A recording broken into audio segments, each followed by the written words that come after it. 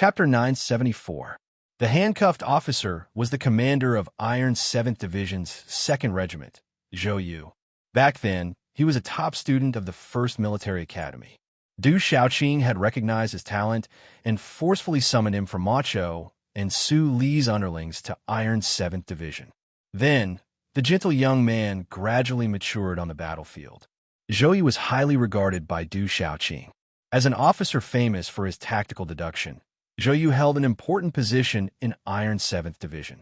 But now, he was just a prisoner in the back of a military vehicle. The phone call from the president's residence reached Iron 7th Division's base. Du Shaoqing ordered all troops to set off for the capital. No one in Iron 7th Division questioned this military order. At this time, Zhou Yu stood up. In front of everyone, he took out his gun and silently placed it on the table in front of Du Shaoqing. He used this most extreme action to express his strongest opposition. Zhou Yu's bold stand did not affect Du Shaoqing's decision, at least on the surface. After he was arrested, the Iron 7th Division set off on time, and he was stuffed in the back of Du Shaoqing's military vehicle and forced to follow them to the capital. "Commander, you made a mistake just now." The current commander of Iron 7th Division was Liu Yongfu, but as long as Du Shaoqing appeared in this unit, the Iron 7th Division would only call him commander. Zhou Yu, whose hands were cuffed behind his back, did not look at Du Shaoqing. His eyes fell on the valley in front of them and said, "Why did you make a mistake?" "Because even you don't know if this is the right thing to do. And I firmly believe that this is wrong. Federal forces interfering in political affairs is a serious violation of the spirit of the Charter. Commander, even the Empire people in the valley understand this, and even risk their lives to stop you. Why don't you understand?" Du Shaoqing's expression did not change at all when he heard his subordinates' angry objections from the back seat. His cold eyes drifted slightly as the military vehicle moved. After a moment of silence, he replied indifferently, "Back then, in the building of the Ministry of National Defense, Su Lu once pointed at my nose and said that the army should not have its own thoughts. A soldier's duty is to obey orders. Mr. Pabre is the elected president. As a soldier, what's wrong with obeying his orders? If the mobilization of military forces this time violates the spirit of the Charter, as you said, why didn't the Bureau of Proclamation do anything?" Hearing Du Shaoqing's explanation, Zhou Yu smiled with some difficulty, no longer trying to convince the other. He understood the general sitting in front of him very well. He was a man of few words and disdained to explain any details of his plans to his subordinates. But today he had actually opened his mouth to explain something which was rare for him. What did this mean? It could only mean that he was constantly looking for reasons to strengthen his resolve. The engine hummed, and the military vehicle slowly started moving. A cool breeze blew in from the window, and the temperature dropped a little. The expressionless Du Shaoqing still seemed to feel a little hot, and he unbuttoned the second button of his military uniform. Precise calculations, powerful mobility, and an impeccable plan to lure the enemy in with the flow of the situation had created this seemingly futile but actually murderous opportunity to flee for his life in the valley. However, just as he was about to carry out his plan and set off a heaven-defying wave, he found that the black MX mecha closest to him had already quietly retreated at some point in time, leaving only 2 trees in this place. This was like an excellent boxer who did not hesitate to hold his head and take a beating passively, getting beaten until his nose was bruised and his face was swollen and bleeding profusely, pretending to be weak and stalling for time until he finally found the moment to land the fatal blow.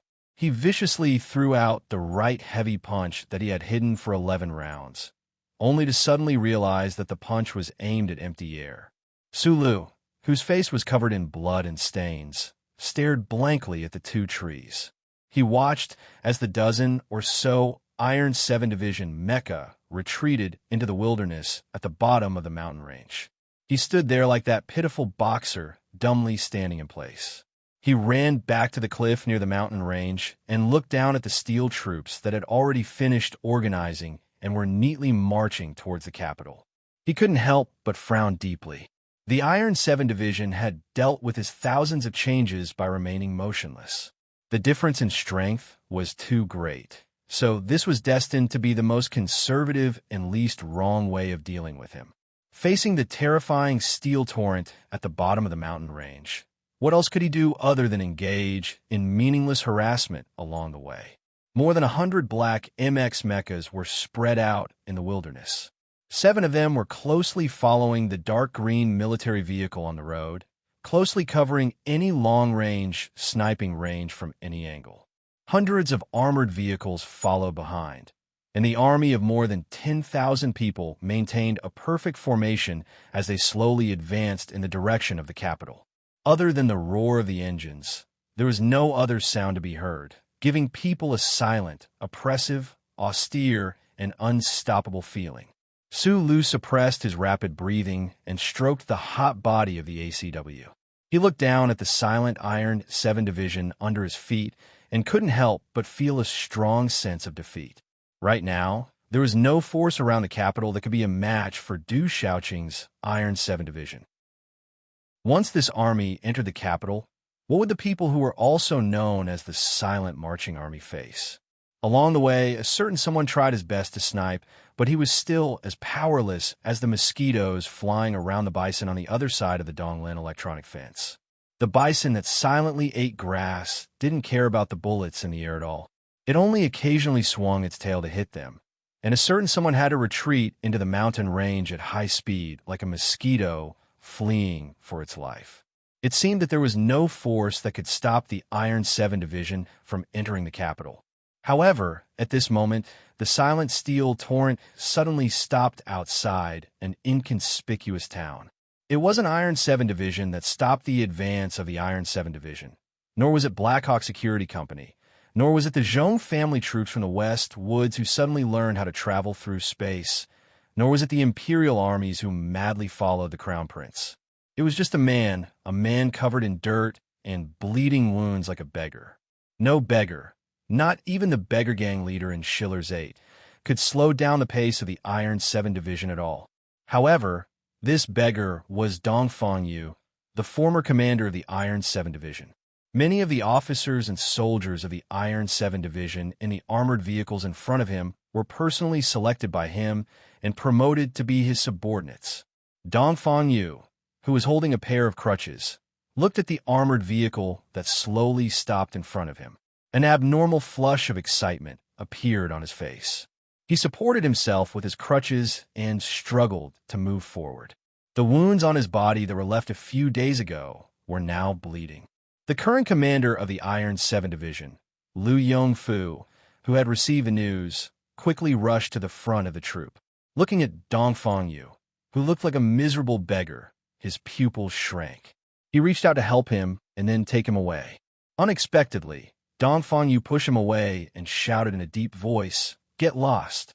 As the most senior officer of the Iron 7 Division, as one of the first subordinates to follow Du Shaoqing, as one of the arms who was as famous as Shimin-Jin, in Dongfang Yu's eyes, no one in the Iron 7 Division was qualified to talk to him, except for his real commander, Du Shaoqing.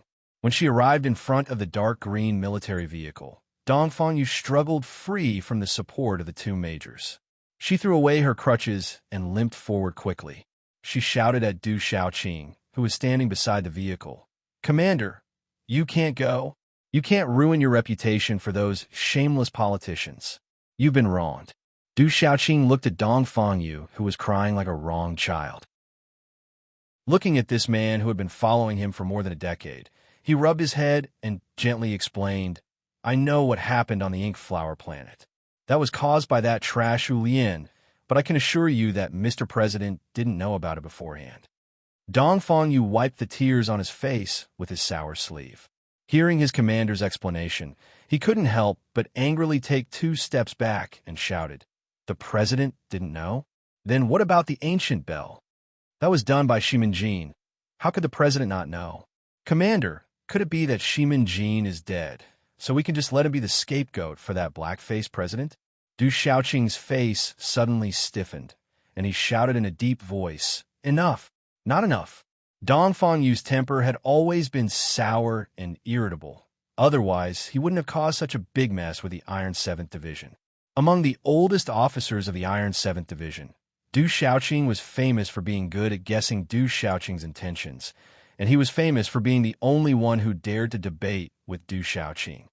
Because of those stupid politicians, I was shot on the battlefield and my intestines flowed out in 2 basins, and then I stuffed them back in. I was lying on a stretcher in the southwest war zone of the ink flower planet for several months. I was carried by those little bastards that I originally looked down on and ran all over the place to hide, and only then did I survive. If the president didn't know about this murder at the beginning, then what about later? Why did they still want to silence me after I returned to the Federation? Dongfang Yu abruptly tore off her tattered clothes, revealing her bony chest and abdomen. Other than the terrifying old scar on her abdomen, there were also countless recent wounds. Now, those wounds were bleeding incessantly, and the stench of pus had been washed away. It was a horrible sight to behold. The surrounding Iron 7th Division officers looked at the miserable wounds on his body, and their faces became very ugly. "Commander, look at these wounds on my body." Dongfang Yu stared at Du Shaoqing's face and shouted sternly. "From the first day I returned to the Federation, the government special forces began to hunt us down, and that NTR team member who followed me only lasted for 2 days before he died. I let him down. If I let him follow Iron 7th Division, or even leave with Sulu, perhaps he wouldn't have died. He didn't deserve to die. We endured so long and suffered so much to escape from the Inkflower planet. But in the end, he died in the Federation. I can't accept this, Commander." His voice was full of hatred towards the Federation government and that president, and he shouted mournfully, "They wanted to kill me, but am I dead? No, even if my body is so rotten, I'm still alive. Why? Because they forgot that I was once a soldier of the Iron 7th Division. Commander, that day when you volunteered to become the commander of the independent battalion in the 7th Division, you told me and Sheeman that since you were born in the Iron 7th Division, you can't die so casually. Commander, I'm not dead. Commander, I went to NTR for 4 whole years, and I didn't look like a human, nor a ghost, but I didn't want to commit suicide, and I endured it. Why? Because I didn't want to lose face for the Iron 7th Division." Dongfang Yu stared at Du Shaoqing with bloodshot eyes, raised his chin proudly, and said loudly, "That's why I didn't want my most respected commander, Du Shaoqing, to do something that would lose face for the entire Iron 7th Division. Unless Commander doesn't recognize me as a soldier of the Iron 7th Division, then let the mecha run over me." Du Shaoqing looked at him silently, his chest rising and falling slightly under his dark green military uniform. Suddenly, he raised his arm and chopped at the left side of Dongfang Yu's neck. And then he didn't look at the unconscious person in the arms of the other officers, and directly turned to walk towards the military vehicle, shouting just before he boarded, "Medic! Here! Keep him alive!" Yes. Sitting in the front passenger seat of the military vehicle, Du Shaoqing glanced at Zhou Yu's face from the corner of his eye. Zhou Yu was clearly expressionless at this time, but Du Shaoqing somehow felt that he saw a faint trace of mockery.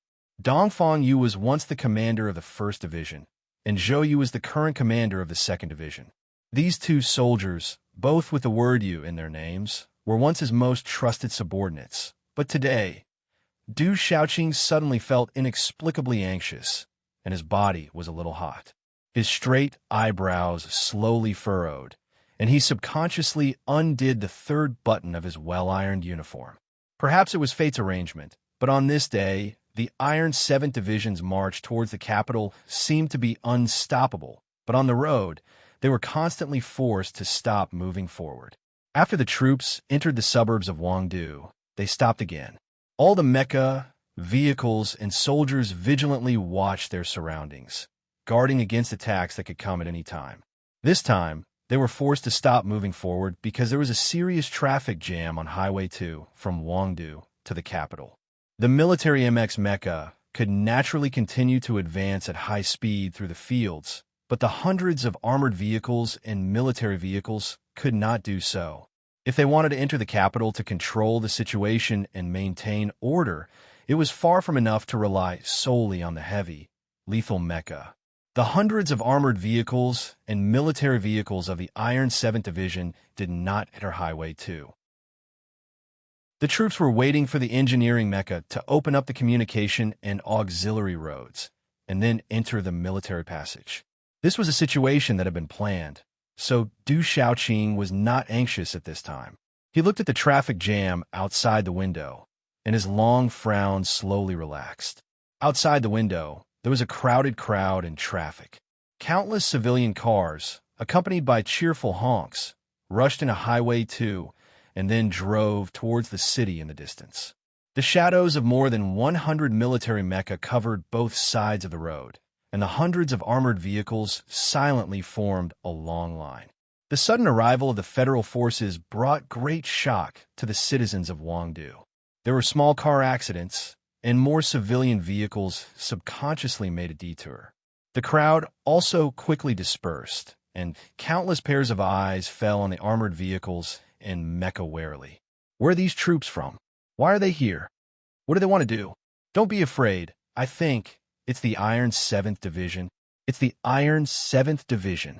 Among the crowd of onlookers on both sides of the road, there were civilian military enthusiasts who recognized the designation of this unit from the equipment and painted insignia. Whispers quickly spread around. Shocked gazes mixed with fear turned to confusion and then to curiosity. The expressions of the citizens of Wangdu changed from stiff to relaxed, and many people even laughed, pointing at the mecha in the distance and discussing the advanced equipment of the Iron 7th Division with the people beside them. Since the West Woods counterattack in year 67 of the constitutional calendar, the federal military units that appeared the most on the television screen were the Iron 7th Division and the 7th Division. With the exposure of Su Li's identity, the 7th Division had long been forgotten, but the Iron 7th Division still firmly held the number one position in terms of exposure, and also held the number one position in the hearts of the Federation people. In the hearts of all the Federation people, the Iron 7th Division was the flag of resistance against the invasion of the Empire, the embodiment of justice in the Federation, and the most reliable steel division in the Federation. The people on the side of the road and in the cars did not know why this silent and solemn Iron Division of the Federation had appeared in Wangdu. They were curious about where the Iron 7th Division was going and what they were going to do, but not a single person was worried because they firmly believed that no matter what this heroic Federation unit did, it was protecting the interests of the Federation and the people. A brave boy broke free from his companion's grip and ran towards the black MX mecha. He ran past the shadow of the mecha on the ground and ran to the palm of the mecha that was taller than him. He looked up curiously at the huge and mighty mecha body in the air and carefully reached out a finger to touch it. A vegetarian girl who had just bought fresh vegetables and was about to drive back to the Wangdu youth apartments walked out of the market in the suburbs. When she saw the armored vehicle in front of her, she screamed in fright and quickly covered her mouth. She knew which unit this was from the discussion of the aunties beside her. She looked at the expressionless but very handsome young soldier on the armored vehicle, and her eyes began to become infatuated. She raised her hand and sent him a shy flying kiss. The communication and auxiliary roads in front had been opened, and the Iron 7th Division was preparing to enter the special road for military supplies. The armored vehicle slowly started to move. The young soldier on the vehicle saw the girl enthusiastically send him a flying kiss and could no longer maintain his cold expression. He awkwardly waved his hand in response. At this moment, in the turbulent situation of the Federation, any small, unconscious gesture could lead to many interesting conjectures or misunderstandings, let alone the Iron 7th Division. Seeing the young soldiers on the armored vehicle waving their hands in response, some rookies on the side of the road who had just started to hang out in the Military History Saturn Forum came to the wrong conclusion and began to excitedly announce their speculations to the people around them. Thus, the reaction of the Wangdu citizens around the road was more than enthusiastic, and some even began to whistle to express their welcome. With a soft thud, something smashed through the crowd and luckily passed through the half-lowered window, landing on Du Xiaoqing's knees. The officers of the Iron 7th Division were shocked. They reacted quickly and pulled out their guns to counterattack. Du Xiaoqing waved his hand to indicate that they should not be nervous and said calmly, "People like Su Lu won't shoot in a place like this." After saying this, he picked up the fresh flower on his knees and fell silent. Relying on the river-like Jinshi in his body and the compressed energy bars in his backpack, Su Lu ran 170 kilometers through the steep mountains and finally arrived at the suburbs of Wangdu that he was familiar with. His speed was not much slower than the fully mechanized Iron 7th Division, but in order to achieve this, he had paid a heavy price. His body was exhausted to the extreme, and he did not have the time or strength to wipe the sweat and blood off his cheeks. He looked battered and exhausted. In an electrician's room under the overpass, he watched the Iron 7th Division armored vehicles enter the special military passage one by one. He slowly released his index finger from the ACW trigger converter. It was still Schiller who said, "The person who understands you the most is not your friend, but your enemy." Du Xiaoqing and Su Lu understood each other very well. So as Du Xiaoqing had calmly predicted, he did not choose to shoot in a crowded area. "Fei Gu, did you connect in?" Su Lu licked his dry lips and said tiredly to the system, "We can't stop the Iron 7th Division. We can only try the last stupid method." The interior of the military vehicle was very spacious. In addition to the 3 rows of seats, there was also the most important command system of the Iron 7th Division. The communications officer wearing the headset suddenly turned his head and said nervously, "Commander, someone has synchronized with the division's communication system and is requesting to speak directly with you." He said, "He is Su Lu." Du Xiaoqing frowned slightly. After a moment of silence, he took the communication device and said coldly, "I am Du Xiaoqing." When he was young, Su Lu would occasionally show his sharp and sarcastic side. However, after he started running for his life, he became quieter and quieter. More often than not, he would only grin and reveal his white teeth or say a few simple but blunt proclamations that could kill people. So no matter how one looked at it, he was not a suitable candidate for negotiation. However, the Federation was facing an unprecedented danger, and there were not many people that Du Xiaoqing was interested in negotiating with. "Du Xiaoqing, I hate you." His first sentence fully demonstrated Su Li's negotiating style, or it could be said that other than angering Du Xiaoqing so that the Iron 7th Division could advance faster, he had no other ability. "I hate that military uniform of yours that is ironed 3 times a day. I hate that deadpan face of yours that looks like everyone in the Federation owes you money. I hate the smell of ice on your body. I hate that hair of yours that is neatly combed like a frozen grassland. Of course, your sunglasses are not bad. I hate the way you scolded Zhou Yu and the others in the training base. I hate your arrogance and callousness, thinking that I'll always be the best in the world. I hate it the most when you and your troops live like F***king coal machines. And in order to prove that you adhere to the philosophy of the collective always before the individual, even when the Iron 7th Division has been fully equipped with MX, you still refuse to enter the cockpit of your mecha. Don't you find this pretentious and disgusting? But no matter how much I hate you, it is difficult for me to have any doubts about you on the battlefield. Many years ago, at the front line of solitary Yellow Mountain Ridge in Base 5460, my mecha had been running for an entire night. It couldn't have been worse. You asked me to take the risk to kill the enemy for the sake of the Iron 7th Division's ambush plan. I didn't hesitate and followed your orders because I believed that you would not shoot your comrades in the back. Based on the same reason, Shi Qinghai found out that Shimin Jin was involved in the Linhai assassination and planned the explosion of the ancient bell. But I insisted that these things had nothing to do with you. I think that I understand you very well. I always thought that you were a model professional soldier. You were just doing your duty as a Federation soldier and following the orders of the Federation president and the government. But I have to remind you that what you are doing now has crossed that boundary. Stop, Du Xiaoqing. Even if you are still pretentious and want to be buried with Pabre, his government, and their ideals, even if you insist on being a professional soldier, why can't you wait a little longer? Just wait for a short period of time until the impeachment case is over. If the impeachment case is passed, Pabre will no longer be the Federation president. You don't need to follow his orders. If the impeachment case is not passed, he will still be the Federation president. Then, what is the need for you and your troops to make the situation more complicated? If you insist, then it proves that you are afraid.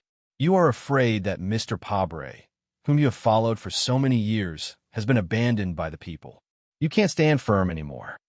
Du Xiaoqing, why are you so silent?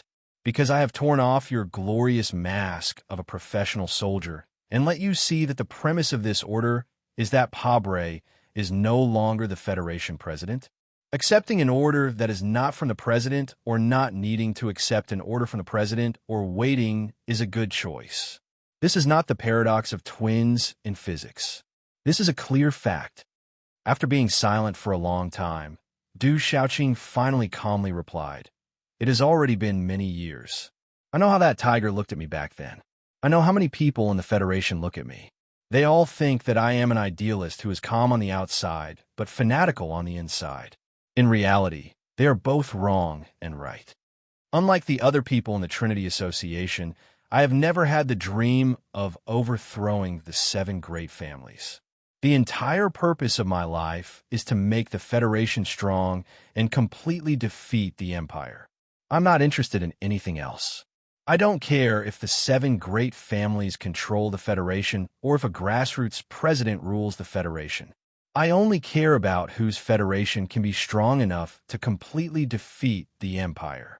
You and I both know that rotten meat like the 7 great families and politicians like the former president cannot do this. Only Mr. Pabre can destroy the 7 great families and then make the Federation truly strong." After being silent for a period of time, Su Li's voice sounded again.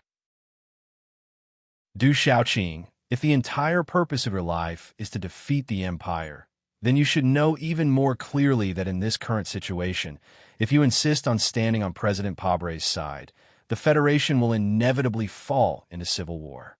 Your life's ideals may only turn into bubbles." Hearing the hoarse voice from the communication system, Du Xiaoqing was expressionless.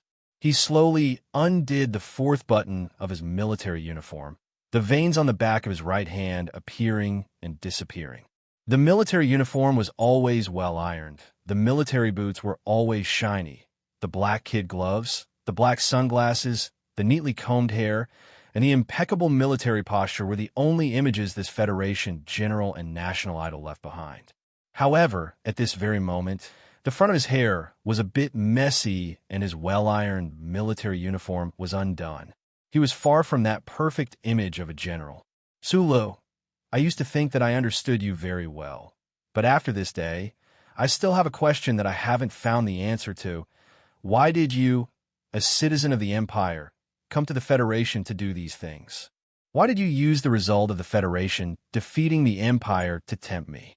You may not know, but Huai Chaosher has already started a counterattack on planet Emo Hua while the Federation is in civil war. If you are like her, try and take advantage of the Federation's chaos to gain benefits for the Empire, then you should be very happy to see this scene. Just as you said, the West Woods will declare independence, but the Federation will fall into civil war. Why? Because this is not a war between 2 countries to begin with." Su Li's voice was emotionless as he replied in a deep voice, "There may not be such things as justice in a war between countries, but at other times, there may be."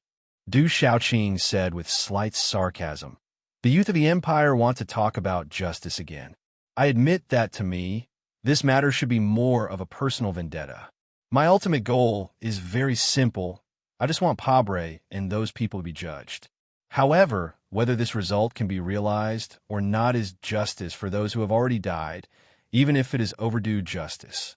There is no justice in a national war, no heroes in civil war." In the dark green military vehicle, Du Xiaoqing looked at the flower he was fiddling with and was silent for a very long time.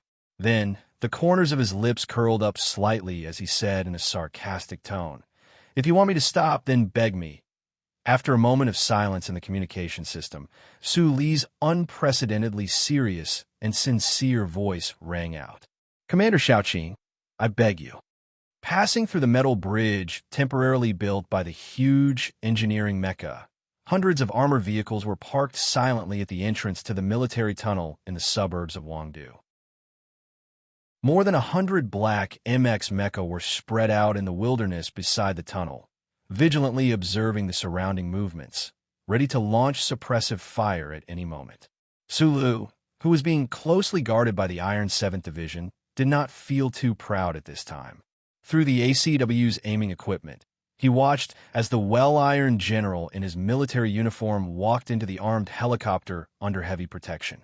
He watched as the 7 dark-colored armed helicopters rose into the air in the light snow above Wangdu. The string of nerves that had been stretched taut all this time suddenly loosened. Fatigue and pain instantly took over his entire body. He held onto the wall of the electrical workshop to prevent himself from collapsing. Negotiating with Du Xiaoqing seemed to be more stressful than engaging in a life-and-death battle with Madman Li. But could this be considered a success? He did not know. He could not even understand why Du Xiaoqing would be so easily convinced by him and leave the Iron 7th Division's main force with only one company of soldiers.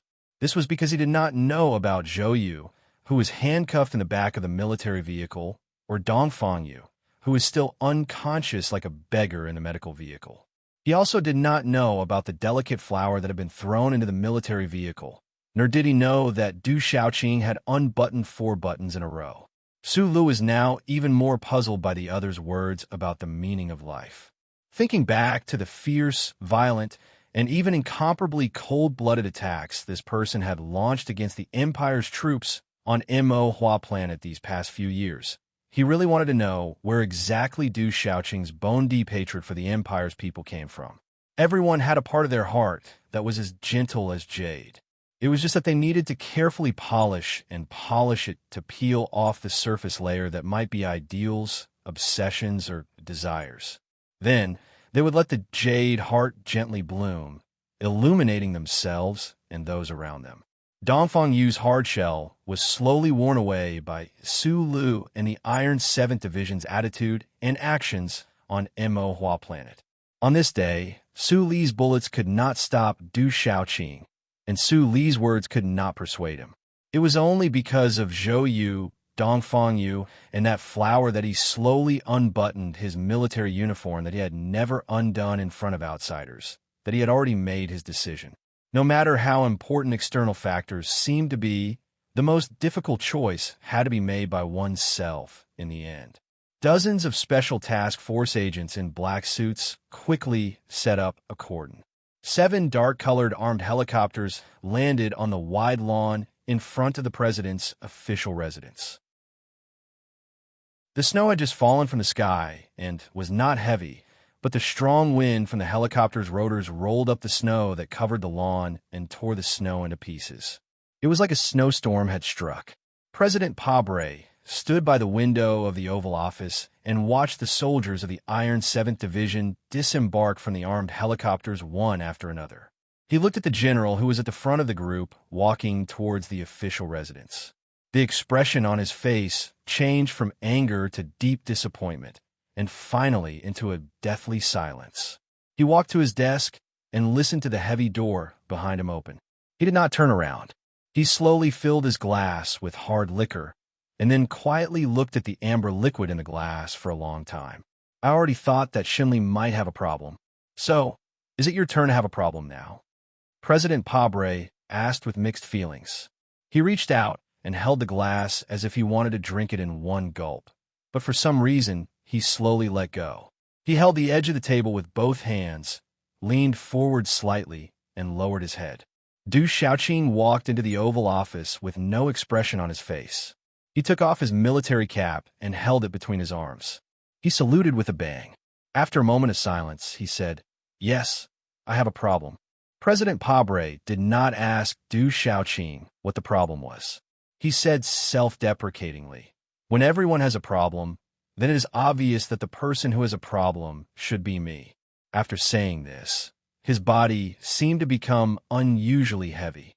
His tired hands holding the edge of the table could no longer bear it. His broad back trembled slightly, like a mountain that was about to collapse. His wife refused to come down from the bedroom upstairs. His daughter had not eaten at the same table as him in the bedroom upstairs for 3 years. Outside the window of the official residence, the slogans of the silent, marching crowd could be faintly heard. These people used to be his staunchest supporters 3 years ago. Countless staff members were still nervously busy inside and outside the official residence. Hundreds of Special Task Force agents were dutifully guarding their posts. Supporters were still by the railings outside the lawn. Du Xiaoqing was behind him. However, President Pabre's figure seemed particularly lonely, as if he was alone. "Mr. President, I think that there is a problem with the emergency plan from Chairman Li Jiedu. At the same time, I insist that he is not a real soldier, nor is he a simple politician. He is a strange, deformed child. If the Federation continues to follow his plan, it will be very dangerous." Du Xiaoqing looked at the back of the president with mixed feelings and guilt. President Pabre put his hands on the table and was silent for a long time. Then, as if he had sensed something, he subconsciously raised his head and looked at the people who supported him outside the lawn. He saw the angry middle-aged men who were ready to stop the silent march in tears. He saw the young students who cheered for the arrival of the armed fighters of the Iron 7th Division. It was as if he saw himself passionately distributing leaflets and protesting loudly in the streets. His mind buzzed like thunder. "No, or my dish, I like it."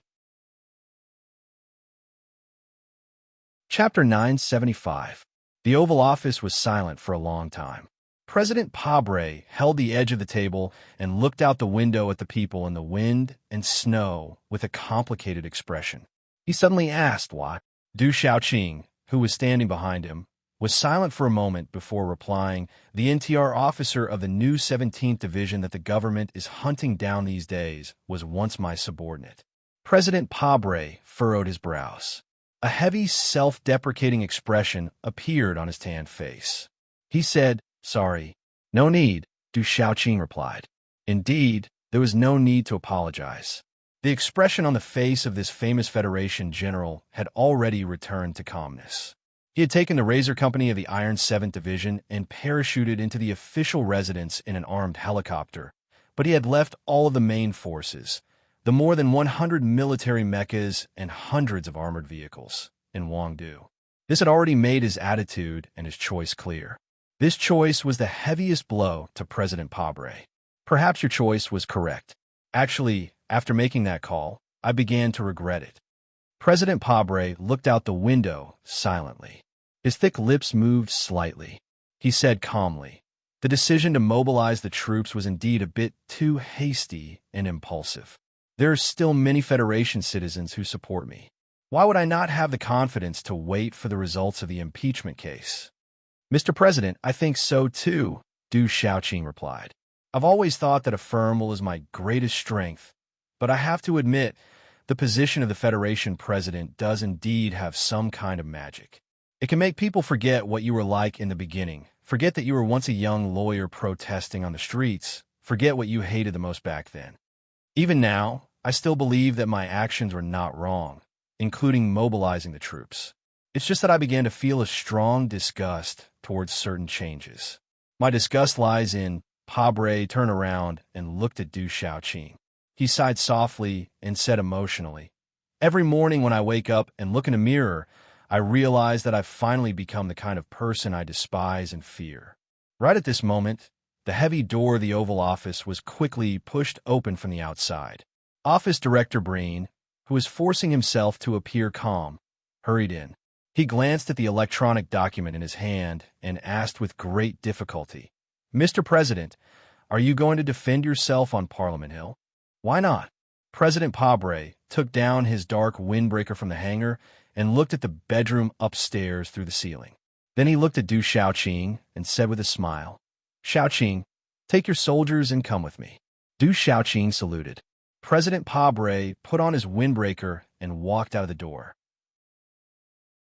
His expression was firm and calm, as if he was still the young lawyer who had walked into the Supreme Court for the first time.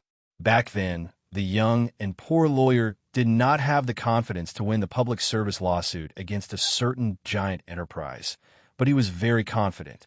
Rapid footsteps were heard as President Pabre walked down the stairs under the protection of the Special Task Force agents and a certain razor-sharp company of the Iron 7th Division. He followed the secret passage under the official residence to the exit behind the Ministry of Finance building in Charter Square. A convoy had been waiting there for a long time. Underneath the official residence was the Federation Government Processing Center, which occupied a large area. Countless daily affairs in the Sandland sector were completed here, and the work of contacting countless departments was then handed over to the president for signature. The soft light was like the most gentle sun, shining in the vast underground space. Hundreds of staff in the Government Processing Center looked at the crowd walking by the wall and stood up subconsciously. The expressions on their faces were complicated and gloomy because they knew where the president was going and what he was going to do. Everyone has worked hard. This was not a parting greeting, but a deep voice that had been heard in the Government Processing Center every day for 7 years. No matter how busy President Pabre was in the Oval Office, he would always go underground and greet all the staff before going to bed. Clap, clap. Looking at the back of the president disappearing at the end of the corridor, one of the staff members started to clap. The applause gradually became louder and louder, and the sound of someone crying could be heard. Then they sat down and continued to busy themselves with the opposition members on the phone, even though they knew that it was useless. The presidential convoy left the Ministry of Finance building, went around the Bureau of Proclamation Square, and arrived at the Parliament Hill building. The Capitol Military Police and the Special Task Force agents followed on foot, vigilantly watching the surroundings. The staff who arrived early drew a long cordon at the foot of the Parliament Hill. The Special Task Force agents in black suits pushed away the people who tried to get close. President Pabre looked out of the window in silence. He saw many angry people marching in silent demonstrations and roaring murderers. He saw countless ferocious and angry faces, but he also saw many nervous and anxious faces. Countless people who supported him had also come here. It seems that this government has not completely disappointed the people. The president looked out of the window and waved his hand. He said calmly, "At least, I believe that no one can deny that the healthcare reform bill will help the people at the bottom." Du Xiaoqing, who was sitting in the front row, replied, "Mr. President, as a soldier of the Federation, I obey orders and respect the Charter. But personally, no matter the result of the impeachment case, I think that you have made a lot of good efforts and have done very well. I promise you that if the impeachment case fails and someone tries to do something outside the framework of the Charter, the federal forces, and I will make sure that you and the government will be fully implemented." President Pabre smiled and reached out to pat him on the shoulder. On the solemn rostrum of the Parliament Hill, Pabre looked calmly at the packed seats in front of him. His expression was calm, and his voice was still deep and powerful. However, today he was not delivering the annual State of the Union address. Instead, he was defending himself as the impeached president. This defense was very simple, and it might even be the shortest speech he had ever given in his life. There was no emotional refutation in this defense, no sharp loopholes to catch, and it seemed that he did not even bother to provide evidence. "You sitting in the seats now, and the people behind you, no one has the right and position to judge me, the President of the Federation. Only history has the right to judge me." President Pabre leaned forward slightly and slowly swept his gaze over the embarrassed members of the Parliament. He said calmly, "But no matter how history pronounces it, I still insist that I am innocent." The deep and firm voice echoed in the empty Parliament Hill, and then there was a deathly silence. Looking at the dark-faced, middle-aged man on the rostrum, who did not have much elegance or nobility, the excited members of the Pabre faction could not help but stand up and return the warmest applause. This was the poorest president in the history of the Federation. A poor lawyer who came from a mining family in Donglin had finally ascended to the throne of power in the Federation. Looking at the face they had loathed for 7 years, and thinking of the fierce battles in front of and behind the scenes, even the opposition members of the Parliament could not help but feel endless emotions in their hearts. They subconsciously began to softly clap. After the defense ended, the Parliament Hill entered the most crucial voting session. President Pabre and his government officials left the hall and went to the conference room to wait for the final result.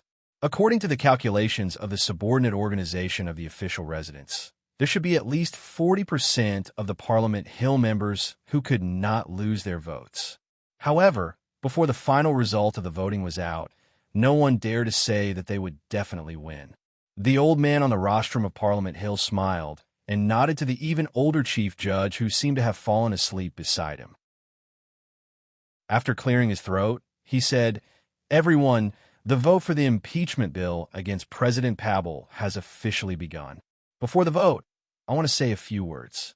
Although we all like money and power, for the sake of the Federation, for the sake of the little sense of responsibility that you may have, when you answer yes or no, please try to only ask your own rationality and emotions." Everyone knew that Deputy Speaker Sheehan was the closest political partner of Lady Tai in the back mountain of Macho. It was natural for him to make such a statement before the impeachment vote. However, when the vote began, many people were shocked. "Senator Sun Yu, do you think President Pabre is guilty of the first charge?" "Yes." "Senator Scurry, do you think President Pabre is guilty of the second charge?" "Yes." "No." "Yes." "No." The impeachment vote was going on anxiously and nervously. As several members unexpectedly voted in favor of the impeachment, the hall began to be filled with a strange and depressing atmosphere. The members who did not understand what was going on whispered to each other with extremely complicated expressions. The people in the Parliament Hill knew the senators who could be controlled by the 7 major families and could be swayed by the political forces of each state. However, they did not expect that more than a dozen of the most staunch senators of the Pabre government would also vote in favor of the impeachment. Senator Evo was the daughter of a miner in the Donglin district. She had no background, but everyone knew that she was the staunchest supporter of President Pabre. Regardless of whether it was the Patriot Act or the several bills that increased the president's authority, she voted in favor of them without hesitation.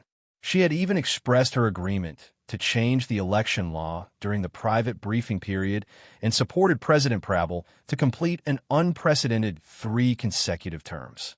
But today, she chose to support the impeachment of the president. There were many senators like Senator Evo who changed their minds at the last minute and cast a shocking vote. In the Parliament Hill, the PAC faction originally had the advantage, at least more than a third of the votes. However, at this time, under the sudden continuous attacks, they were losing ground. Whether it was the PAC faction members who voted not guilty or those who were preparing to vote not guilty, their faces began to turn pale as they looked at the staff counting the votes. The voting process was not even halfway done, but they seemed to have seen the final terrifying result. At this time, many of the senators in the Parliament Hill looked at their colleagues in the front row or beside them who had changed their minds and suddenly realized how much power the lady in the back of the mountain had hidden. But what they did not know was that not all of the senators who betrayed the Pabre government at the last minute were the actions of the lady. There were at least a dozen senators who voted according to the will of the Green Dragon Mountain. Director Breen pushed open the door and rushed into the conference room. In the past few days, as the director of the Office of the President's Residence, he had always been in a state of anxiety and panic, but he had always concealed the expression on his face very well. At this moment, he finally could no longer hide his true emotions. Because of nervousness, beads of sweat dripped down his hair and wet his collar. Looking at President Pabre by the window, his expression looked like he was going to cry, but also like he was struggling to squeeze out a smile. He looked very funny and helpless.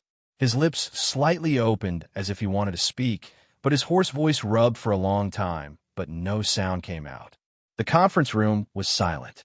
Through Director Breen's expression, the government officials in the room waiting for the final result knew that the voting situation was definitely not good. Everyone's expression suddenly changed, and the female advisor of the Campaign Policy Office, who was in charge of the specific work of the impeachment case, directly fainted. The national security advisor took out a handkerchief from his pocket with trembling fingers and kept wiping the sweat on his forehead that only existed in his imagination. He kept muttering something to the pot of green plants in front of him, his eyes abnormally empty. The deathly silence lasted for a long time, and no one in the conference room dared to speak. The man standing by the window finally turned around. President Pabre did not have bad habits, such as smoking and drinking, and he had a regular daily routine. Although his body was still healthy and could even be said to be strong in his middle age, at this time, it was so difficult for him to make such a simple turnaround. It was as if one could hear the painful and sour sound of his vertebrae rubbing together. It was like a strong machine that was overloaded and suddenly lost all of its energy source and reason to move forward at a certain point in time. He quietly looked at the officials in the room and did not say anything. He directly walked out of the room with Du Xiaoqing and left Parliament Hill. On the road, let's meet in Santa Fe. The official residence motorcade stopped outside the west gate of Capital University. After President Pabre hung up the phone, he walked out of the special bulletproof car and walked into the small, inconspicuous tavern on the street. This tavern called Santa Fe was not famous. The only thing it had was probably the religious red wine smuggled from Bermuda. With the situation in Capital Special District currently unstable, there were even fewer people who were willing to drink in the tavern to pass the time. The surroundings were quiet. The tavern was next to the west gate of Capital University. Across the street was the first military academy, which was under military control. The silent march demonstration that was extremely orderly had not spread to this area for the time being. However, the Special Task Force agents and officials of the Federation Investigation Bureau had still expanded the security area around the block. The Iron 7th Division's Razor Shark Company was responsible for the security of the tavern. Although Du Xiaoqing and his Iron 7th Division refused President Pabre's orders at the last moment, he still gave them absolute trust. Perhaps it was because of this demeanor that Mr. President was able to make such a talented person like Du Xiaoqing to follow him in silence. Back then, because of the Shika Pharmaceutical Company's pollution case, I was fired for the first time. At that time, I only had the $200 I borrowed, which was half a month's rent that my wife had been waiting for a long time. But I don't know why, when I saw this tavern, I couldn't help but come in and get drunk.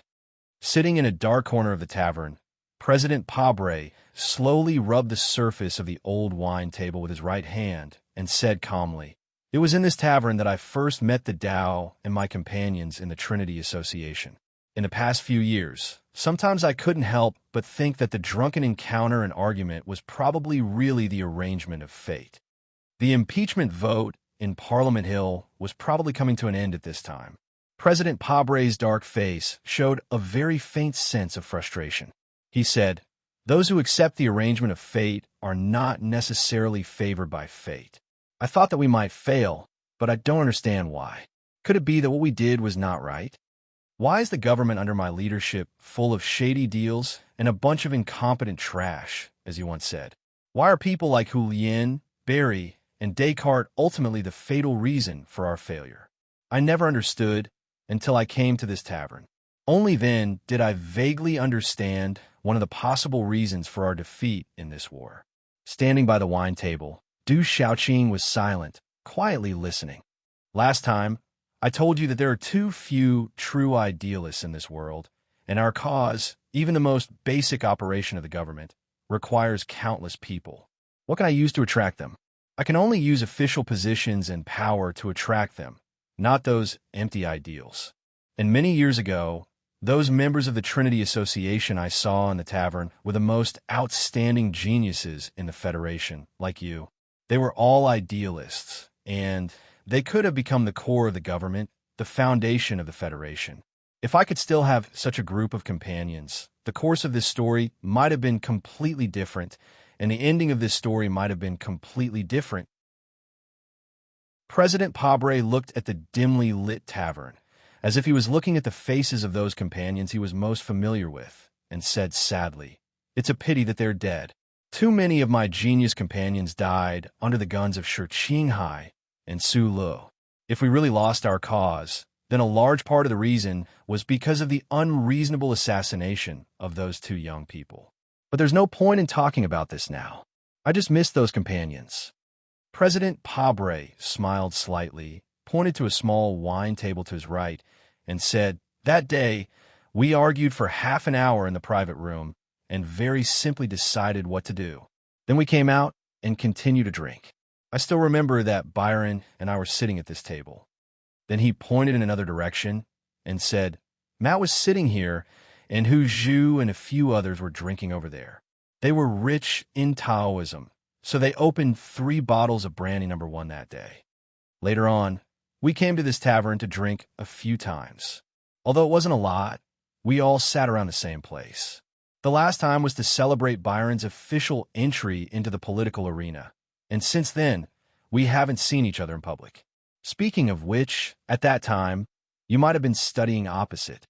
Du Shaoqing had studied at the first military academy for 4 years and buried himself in teaching and military regulations all day long, so he had never come to this tavern that changed the history of the Federation.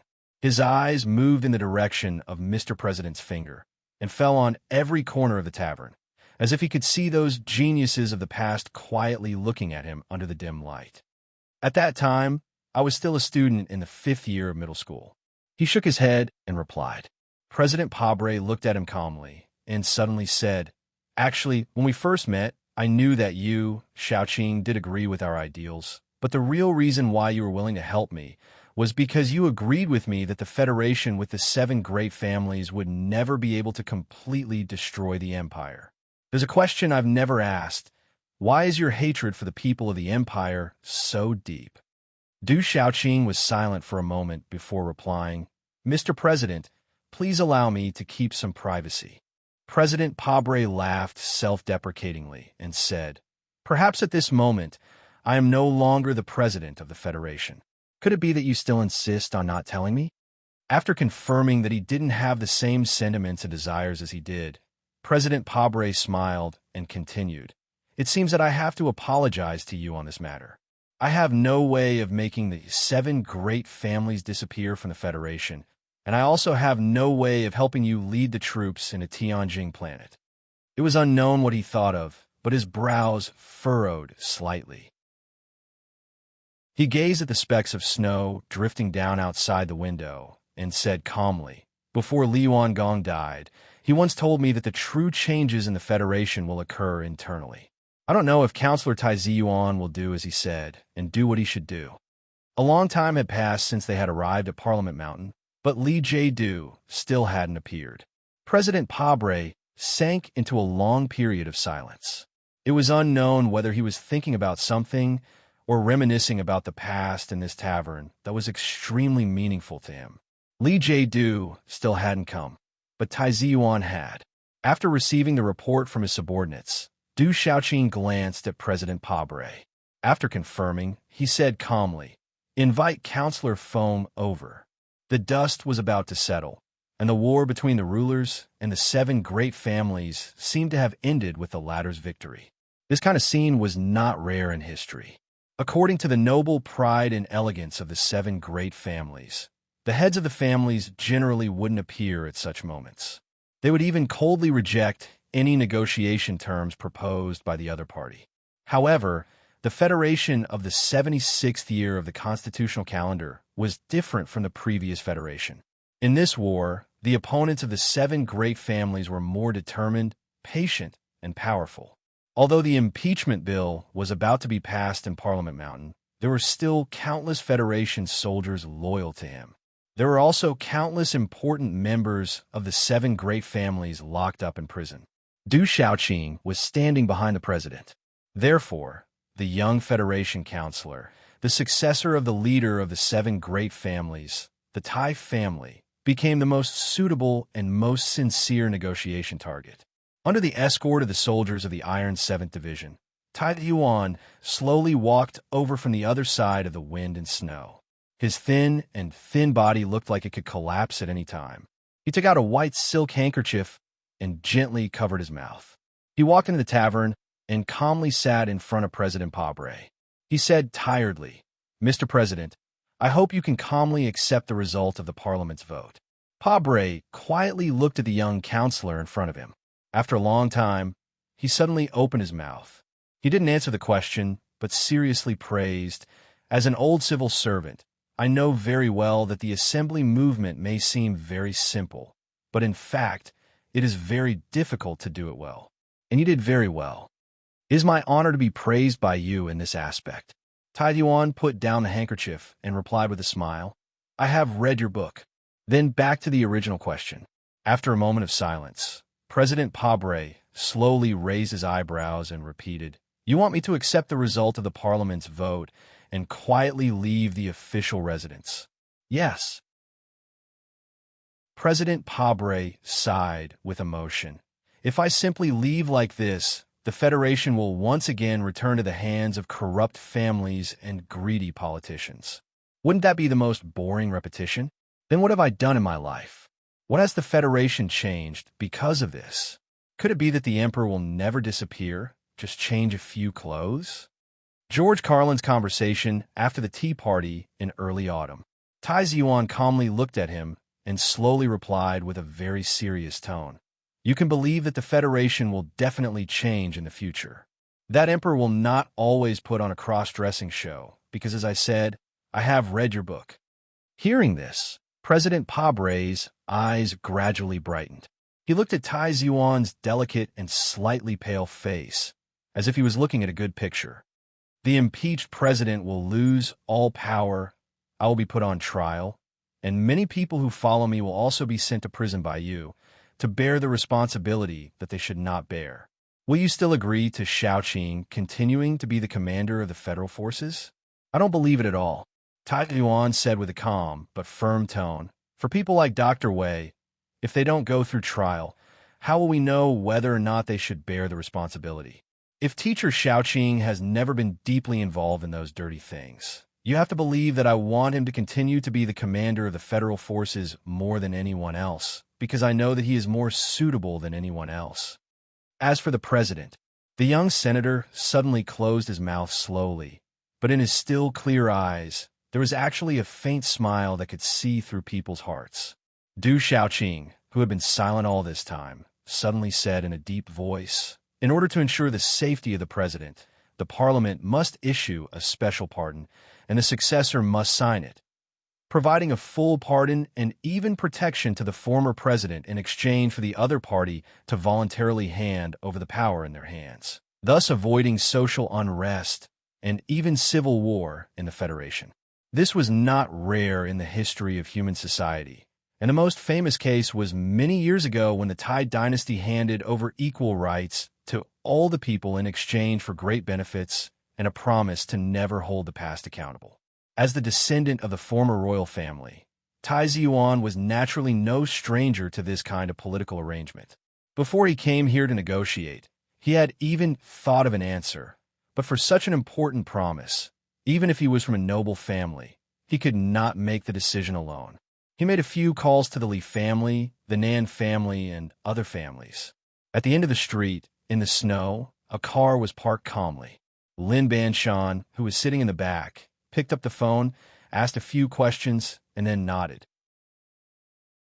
Tai Yuan hung up the phone, looked back at President Pabre and Du Shaoqing behind him, and said, "As long as you agree to resign, the Federation's next government and any government in the future will not hold you accountable. But that is not a special pardon. The name of the bill will be in order to provide legal protection to the Federation president and his family who stopped exercising full power. The specific provisions will be sent over later." President Pabre frowned slightly, and after a moment, he said, "The key is the opinion of West Woods." Tai Yuan replied concisely, "I will provide enough compensation for West Woods to give up." This was a political compromise negotiation hidden behind the scenes of the parliamentary vote, hidden in the shadows of hundreds of thousands of people behind the silent march. The seven families seemed to have given too much, but in fact, because Du Shaoqing stood silently behind Pabre alone, they had enough bargaining chips. A sharp chirp sounded on the campus of Capital University.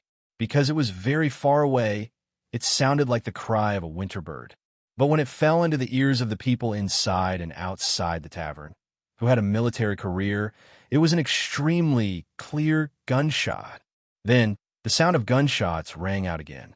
Although it was not dense, it was obvious that it was getting closer and closer, as if the shooter was approaching the tavern. The Federation Investigation Bureau and Special Task Force agents on the periphery had begun to exchange fire with the invading enemy, and the command system seemed to be affected by some strange interference, becoming extremely slow. Du Xiaoqing walked to the entrance of the tavern and listened to the indirect gunshots from 3 directions behind him. He looked at the empty street, looked at the courtyard wall that was extremely quiet in the wind and snow, and slowly frowned. He waved his hand to signal the Iron 7th Division's razor-sharp company to spread out and set up a defense. In the tavern, President Pabre looked at Tai Ziyuan quietly. Tai Ziyuan shook his head. In the car at the end of the street, Lin Banshan frowned and asked Zhang Xiaohua, sitting in the front row, "If it's not our people, then who dares to cause trouble at this time?" For the Federation, which was in the shadow of civil strife for the Federation, whose frontline troops were suffering a serious blow, and for the Federation, which had been in turmoil for too long, this tavern next to the west gate of Capital University had changed its history. Now, it was another very, very important moment. This moment could not be disturbed, could not be interrupted. The scattered gunshots and the tense atmosphere inside and outside the tavern did not seem to affect Tai Ziyuan at all. He stared into President Pabre's eyes and asked in a deep voice, "Mr. President." President Pabre was silent for a moment before he said, "I agree." These 3 simple words were too crucial and too important for the current Federation. At this moment, in those manors and prisons, countless people began to clap and celebrate. Then, at this moment, a hoarse, tired, but unusually strong voice came from across the street. "I disagree." Hearing this voice, the soldiers of the Iron 7th Division on the street were shocked. They could not imagine how someone could hide from the team's scanning equipment and get so close to the tavern. They quickly raised their guns and aimed in the direction of the voice. It was the modeled wall of the 1st Military Academy. There were traces of time and snow on it. Suddenly, a person jumped off the wall with a whoosh and swept away the remaining snow on the wall with a cold wind. That person moved so quickly that the soldiers of the Iron 7th Division did not have time to aim and fire. They only heard a series of gunshots coming from both sides of the street, especially from the west gate of Capital University. More than 10 men in advanced infantry equipment rushed over with modified sniper rifles. "Don't move. Don't move. Don't you F***king move. 7th Division bastards, don't move. Cannon. You F***king cannon of the 17th Division. Put down your guns, you son of a bitch." The members of Team 7 snuck into Capital University through the underground sewers and then used feints to attract the attention of the Special Task Force on the perimeter. They quietly approached their destination. They were already panting and exhausted from running all the way, but they still believed that they could take control of the situation immediately. However, when they found that they were facing an old acquaintance, an old enemy, an old rival, the razor-sharp company from the Iron 7th Division, they knew that taking control of the situation had become a luxury. Xiong Linquan pointed the barrel of his gun at the officer in front of him, who was only a lieutenant colonel, and roared, "If you dare move, I'll blow you up. You can F***king try." The commander of the razor-sharp company of the Iron 7th Division roared back. Just like how Team 7 felt at the moment, when the commander realized that these people were all from Team 7, he became more cautious than usual, even though there were many of them on his side. These 2 groups of soldiers had clashed many times in the open and in the dark during maneuvers and on the battlefield. They both knew how powerful each other was, so no one dared to act rashly. In such a tense situation, only the small-eyed man who had jumped down from the wall dared to move. Wearing a tattered sports coat and carrying a heavy military backpack, Sulu walked silently from the wall to the tavern across the street in the wind and snow, just like he did every time he was in battle. The only difference was that he wore a pair of glasses on the bridge of his nose. When he jumped down, Du Xiaoqing, with his sharp eyes, immediately noticed this. He clasped his sunglasses tightly with his right hand behind his back and quickly gave the order to not shoot. The pair of military boots that had run 170 kilometers in the mountains squeaked as they stepped on the thin layer of snow. There was a large hole in the front of the boots, as if they were mocking someone. Sulu, whose face was covered in blood and dirt, ignored the black muzzles around him. He pulled out a pistol from his waist and loaded it with a click. He walked to the tavern across the street with an expressionless face. Xion Lin Quan and a dozen other team members also approached from both ends of the street. They aimed their TP rifles at the nearby soldiers of the Iron 7th Division, completely ignoring the wounds on their bodies and the blood dripping into the white snow. When he walked past Du Xiaoqing, who was standing at the entrance of the tavern, Sulu paused and looked at him. He reached out his left hand to push his glasses up the bridge of his nose and said, "Thank you." Du Xiaoqing gripped his sunglasses tightly with his right hand and looked at him expressionlessly. Naturally, he wouldn't say nonsense like, "You don't need to be so polite." He coldly asked, "Are these the glasses that Shi Qinghai used?" Sulu replied, "Not those, but they're better than the ones he used. I know your gun is still in the case, so you weren't as fast as me." Du Xiaoqing frowned slightly. He remembered 3 or 4 years ago, when Vice President Byron was blasted into a bloody flower by ACW under the long stone steps of the Parliament Hill. He remembered that the sunlight in Charter Square was quite good that day. He remembered that he smoked a thick cigarette on a couple's chair in the square and watched the handsome, smoking young man under the statue of the Group of 5 die, as if he was asleep. So he finally confirmed why Su Lu came at this time and why he dared to come. 2011. 5:13. 13:38. Modified version. Chapter 976. Hiding behind a beautiful velvet curtain and making some shady deals and compromises behind the backs of the entire audience. This is probably the legendary insider trading. The people involved in insider trading know very well that their faces are indeed very ugly at that time, so they have to hide in dark corners, such as in this tavern, whispering to each other like thieves so that no one can hear them, right? But it's really a pity that my hearing is too sharp. Even if there's a thick curtain, even if there's a street between us, I can still hear it so clearly. The loaded military pistol was tightly gripped in his hand, and the heavy military backpack was heavily carried on his shoulders. As he swayed with his footsteps, it hit his back and collided with the bulletproof hard pottery shards in his tattered sports windbreaker, making a clear and crisp sound. After so many things have happened and so many evil deeds have been done, you could just drink a few glasses of wine and chat casually, hand over the position to the other party, and then retire with a smile. With a small manor with nice scenery. You can continue to write a few diary entries to summarize your gains and losses, and then die of old age in bed with a clear conscience. Sulu stopped and looked at the 2 familiar faces by the table. He looked at the current president of the Federation and the young senator who was most likely to become the next president of the Federation and said, "Although this universe has never been reasonable, your idea is too unreasonable. Politics is not about reason."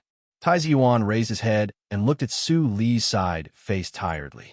He frowned slightly and said, "Most of the time, politics is actually all kinds of compromises." Compromises? You should know very well that I have never known how to write those 2 words. When the Federation wanted to compromise with Medellin, my answer was very simple. And I remember that at that time, Mr. President, you were also unwilling to accept the word compromise. Looking at President Pabre, Su Lu said, "I remember that in the Nebula Award speech at the George Carlin Art Center, you once said that you have to pay the price for making a mistake, even if you're already dead. You also said that you were a devoted follower of the Federation's law, and if you are dead, people can dig up your grave and see what color it is inside." The tavern was silent for a moment, and then he suddenly heard his voice become sharp and cold. He asked coldly, "Dig up your grave? You haven't even laid in your grave yet. How am I supposed to dig you up?" The simple words were filled with extreme anger and hatred. Sulu used these words to announce to everyone present that President Pabre would never be able to retire gracefully in front of him. In order to see the color of his grave, he would not hesitate to send him to his grave. Tai Ziyuan frowned again. Looking at the man whom he had not seen for almost 4 years, and thinking about what kind of uncontrollable variables his sudden appearance might bring to the situation of the Federation, his face gradually became grave and solemn. He scolded in a deep voice, "Su Lu, stop talking." Su Lu turned to look at him and shouted rudely, "Tai Ziyuan, shut up." In the car at the end of the street outside the tavern, Lin Banshan heard the fierce argument coming from the tavern in the distance. After confirming that it was Su Lu in his Group 7, he couldn't help but shake his head. A moment later, President Pabble's deep voice broke the silence in the tavern. He quietly looked at Su Lu, who was sitting beside the table. He looked at that cold and resolute expression that he once admired, but now made him feel extremely dangerous. He faintly asked, "What's the matter?" He said faintly, "If the letter you left behind when you left the Federation is true, and you still think that you are a member of the Federation, and you love the Federation, then I really don't understand. Do you really hate me and my government so much? Even more worthy of your hatred than those rotten and filthy families? In the 7 years that I was in power, the Federation passed the Inheritance Tax Act, the Information Disclosure Act, and the Fund Calculation Act. The Federation government has never been so strong. The 7 families have never been so weak, and the people have never been so proud. Don't always look at the silent demonstration that Senator Nightmare Origin has mobilized. You should also look at what the people who support me are saying. They have better benefits, they have better health care plans, and their children can share the fruits of the education reform. Yes, they're still being exploited by the capitalists and those families, but at least now those families won't dare to be as unscrupulous as they were in the past. Who made the Federation change like this? It's me. President Pabre said calmly. If it weren't for me, would the upper-class officials and nobles have given out so many benefits? Would they have taken so many steps back? Su Lu, if you see yourself as a member of the Federation, then you should respect and appreciate my 7 years of hard work. If you're only clinging to some moral views in your heart, then I really want to know what right you, a citizen of the Empire, to meddle in the affairs of the Federation. Faced with Mr. President's sudden anger and questioning, Su Li's eyes narrowed. His right index finger slowly rubbed the metal pattern on the handle of his gun as he replied, "This matter has nothing to do with morality, and it has even less to do with whether I am a citizen of the Federation or a citizen of the Empire. The things that you and Li Jiedu have done, as long as one is a person, they have the right to meddle in it. But the Federation does not need you to meddle in it, because this is the Federation's own business." Tai Ziyuan looked at him and reprimanded in a deep voice, "If you are allowed to continue like this, just to satisfy your pitiful and inferior mental world, and the Federation really falls into a civil war crisis, how many people will die in the chaos? If the people can understand the insider trading you're talking about, I believe that the entire Federation will agree to this compromise. Su Lu, please do not forget your identity. You are a prince of the Empire." Hearing the reprimand of his best friend whom he had not seen for many years, Su Li's mood was a bit strange. His eyebrows that were as thick as ink sabers gradually rose, and the smile on his face was a bit bitter. Licking his dry and bleeding lips, he suddenly smiled and said with narrowed eyes, "Yes, for a prince of the Empire to meddle in the affairs of the Federation, it really is like meddling in other people's business." His voice suddenly became extremely cold and calm, but you should know very well that meddling in other people's business is the most important hobby of my life. This hobby has been maintained for too many years and can no longer be changed. If it were not for my meddling in other people's business back then, you would have already died in the parking lot. And don't forget that the entire West Woods will listen to what I, as citizen of the Empire, say. So no matter what agreement you reach, as long as I do not express my opinion, it will be meaningless. The West Woods was in a tense state of military confrontation. Everyone knew what kind of influence Su Lu, a prince of the Empire, had on the little princess of the Zhong family. If he insisted on doing something, It was believed that Zhong Huiyin would definitely lead the troops of the West Woods to follow closely behind. There was a dead silence around the wine table. Just now I was hiding behind the wall of courtyard. I did not think about coming out, but I really did not expect that things would develop into this situation. Sula looked at Tai Ziyuan, then looked at Du Shaoqing, who was behind President Pabre.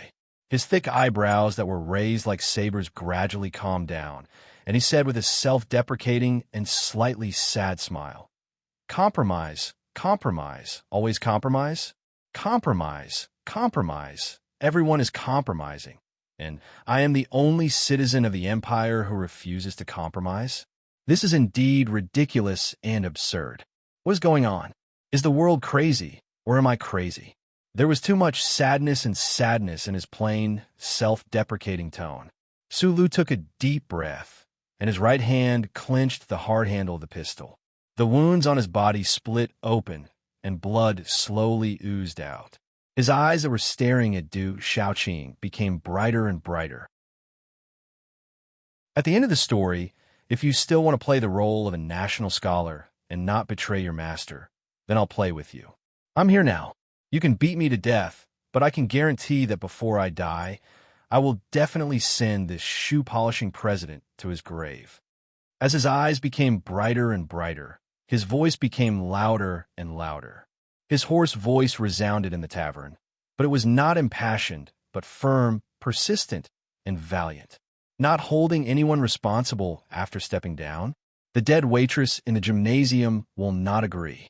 The soldiers of the West Woods on the ancient bell will not agree. The dead brothers of Group 7 will not agree. Commander Zhong and his wife will not agree, but they can no longer speak. So I will say on behalf of them, I do not agree. Even if the whole Federation agrees, I still do not agree. Even if the Federation falls into a civil war? Tai Ziyuan stared at him coldly. Sulu did not look at him, nor did he answer his question. He slammed the pistol that he had been holding for a long time on the small table and placed it in front of President Pabre.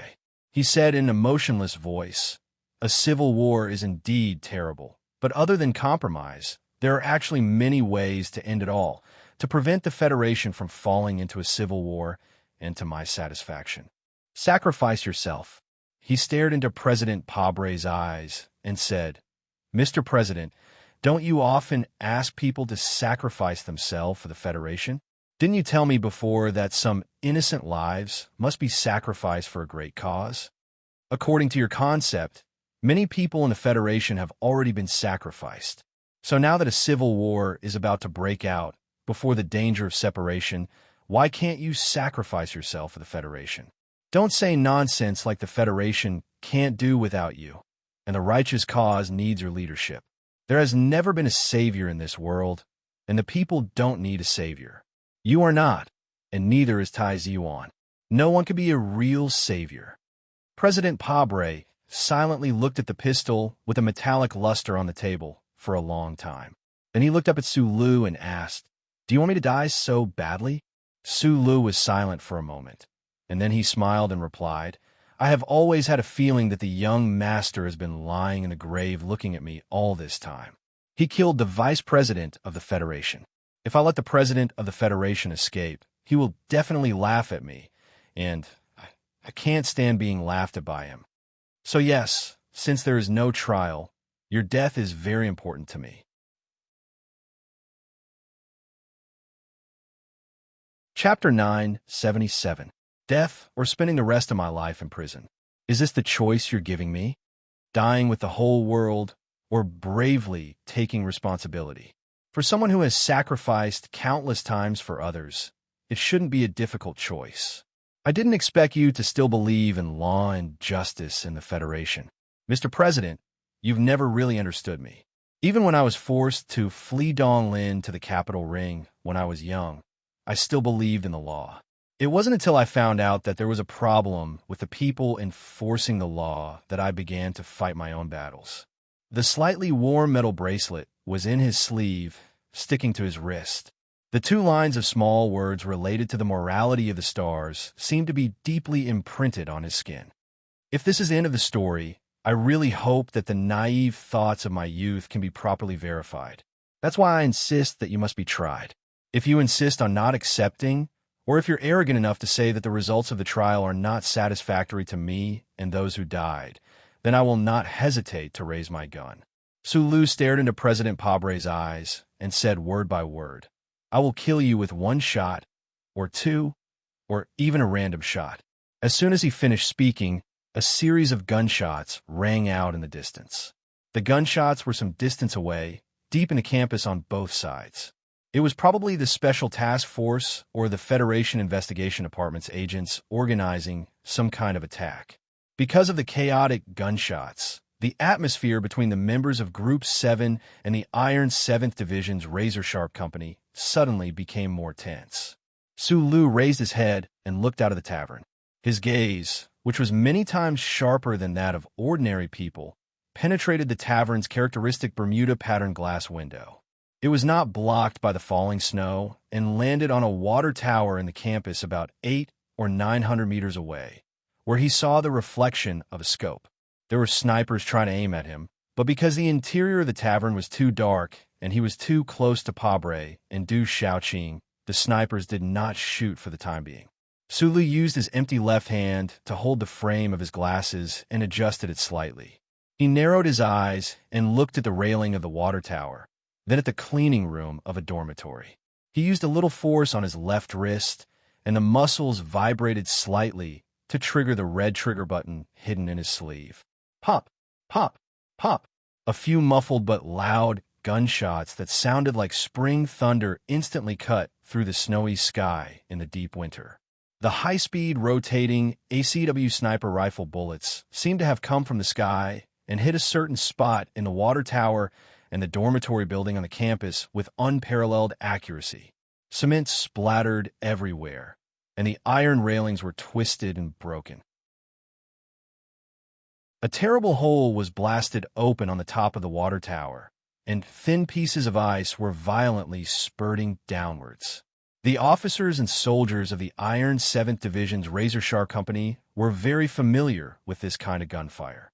Today, when they were traveling from the southern encampment to the capital, they had to travel through the mountainous mountains and villages along the way. It was as if the terrifying gunfire had never stopped.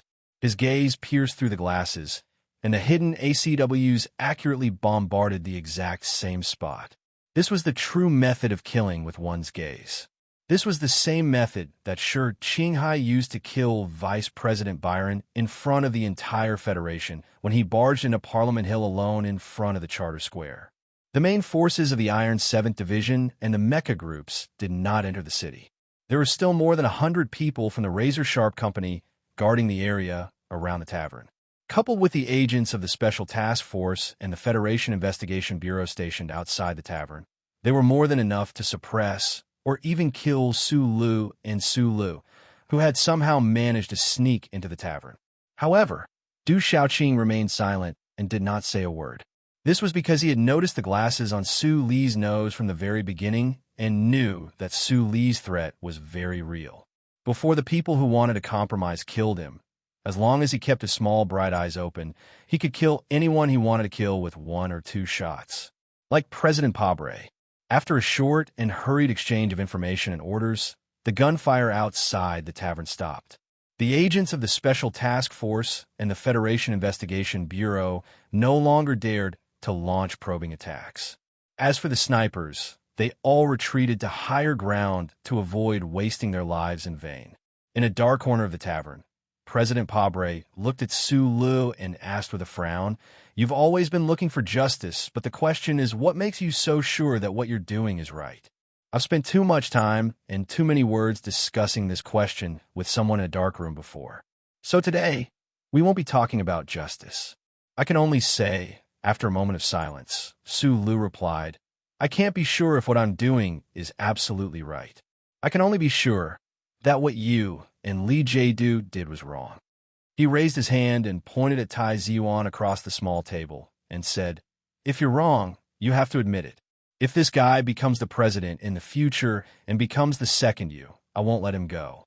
President Pabre frowned slightly and said, "Actually, I've always been a little confused about you. If a normal person is like you, constantly encountering bizarre changes, entanglement, and tribulations in their life, they would have already broken down. At the very least, it would be very difficult for them to believe in certain things so firmly. He looked at Sue Lee's ordinary face and said with emotion, "But you're so strange. Time and encounters seem to have no effect on you. You're still as determined and persistent as before, as if nothing has changed. The people of the Capitol Ring call us, the people of Eastwood, Eastwood Stone, because we are smelly and hard. For a smelly stone like me, perhaps we can't change this world, but I can't let this King world change me." Hearing this, President Pabre's equally straight eyebrows slowly creased. His tanned cheeks showed a complicated expression. He looked at Sue Lu as if he was looking at himself. He murmured softly, as if he was talking to himself, "Have I really been changed by this world?" Under the dim light, around the small table, the deathly silence lasted for a long time. President Pabre seemed to have made a very important decision. His solemn and steady face suddenly exuded a long-lost, relaxed expression.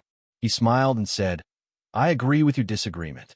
When a government document required the president to sign an order, it would sometimes use an electronic fingerprint. Sometimes, it would simply be circled and then annotated. Most of the time, it would only say one word, 'I agree. I agree with your disagreement.'" Everyone around the table understood this sentence. Standing behind President Pabre, Du Shaoqing's eyes were at first shocked, then inexplicably gloomy. His face was expressionless. His hands behind his back were clenched so tightly that his veins could be seen. Tai Zuan looked at President Pabre across the table in shock. He did not hide his strong puzzlement. He frowned and did not understand. Could someone really be willing to make such a choice? President Pabre slowly stood up. This time, he was not as heavy and tired as he was when he realized the Iron 7th Division had not entered the city and the situation on Parliament Hill was dire. He appeared exceptionally calm and relaxed. He smiled at the people and said, "Don't forget, I'm also a smelly stone from Donglan. A stone's ending should not be one of escape, but one of pride. Your choice has won my respect in the end," Su Lu replied. "The truth can't be hidden forever. The right result obtained through wrong means will eventually become wrong. The government relies on, well, everyone knows these words and can even recite the various versions. But unfortunately, just because you can understand and recite doesn't mean you can do it." In the Oval Office of the President's official residence, President Pabre held a glass of red wine and looked at the clear scenery outside the window. He hugged his wife in his arms and smiled. At this time, the phone rang. Li Jiedu's calm voice sounded from the phone. "Sorry, Mr. President. I had to prepare some things, so I didn't keep the appointment. And I think that now is not the time to reminisce." Reminiscing in small taverns should be something that happens when one is truly old. Everything is over. President Pabre looked at the disappointed and even pained supporters outside the lawn and said with a little emotion in his calm voice, "Parliament Hill has passed the impeachment proposal. No, it's not over yet." On the phone, Li Jiedu's voice didn't sound depressed or disappointed. Instead, it sounded unprecedentedly calm and confident. Du Shaoqing and the Iron 7th Division disobeyed the military order, but the 3 key areas in the capital are still under the military's control. We still have a lot of troops to support. I have made all the preparations and a perfect plan. Mr. President, please believe me. Even if we are forced to form a government in exile, we only need half a month to regain control of the order. I'll send troops to pick you up right away." Pabre held the phone and replied calmly after a moment of silence. "I had a dream last night. Do you want to know what the dream was about?" There was silence on the other end of the phone. In the dream, I was flying freely in the sky. It was romantic and happy. After landing, countless mobs came roaring. I asked the officer next to me what had happened. The officer told me that in order to fulfill my dream of flying freely anywhere, the people all over the country were driven to set their houses on fire to create a large updraft. Some absurd dreams appeared in President Pabre's mind on the eve of the impeachment and the eve of the implementation of a powerful plan. It could explain a lot of emotions hidden in the depths of his spiritual world. Lee Jae-do on the other end of the phone understood what Pabre wanted to say and what kind of attitude he expressed, so his voice became cold. Mr. President, you have disappointed me. I'm no longer the president. Do you still remember our conversation in the tavern? Pabre said calmly, haven't you noticed that we are gradually becoming the kind of people we loathed and feared in the past? Lee Jae-do didn't answer. After a moment of silence, he directly hung up the phone. Pabre was deep in thought. He slowly drank the red wine in his glass and smiled at his wife, who was looking at him worriedly, saying that he was fine. The heavy door of the Oval Office was pushed open. Mr. Pabre took his wife's hand and walked out of the door. Outside the door, Du Xiaoqing and the other Federation soldiers, Xiong Linquan and the other members of Group 7, Tai Yuan and Lin Banshan, and the representatives of the Judicial Committee of Parliament Hill were all quietly waiting for him. He wasn't the first president of the Federation to be impeached, but he was definitely the most courageous president of the Federation to be impeached.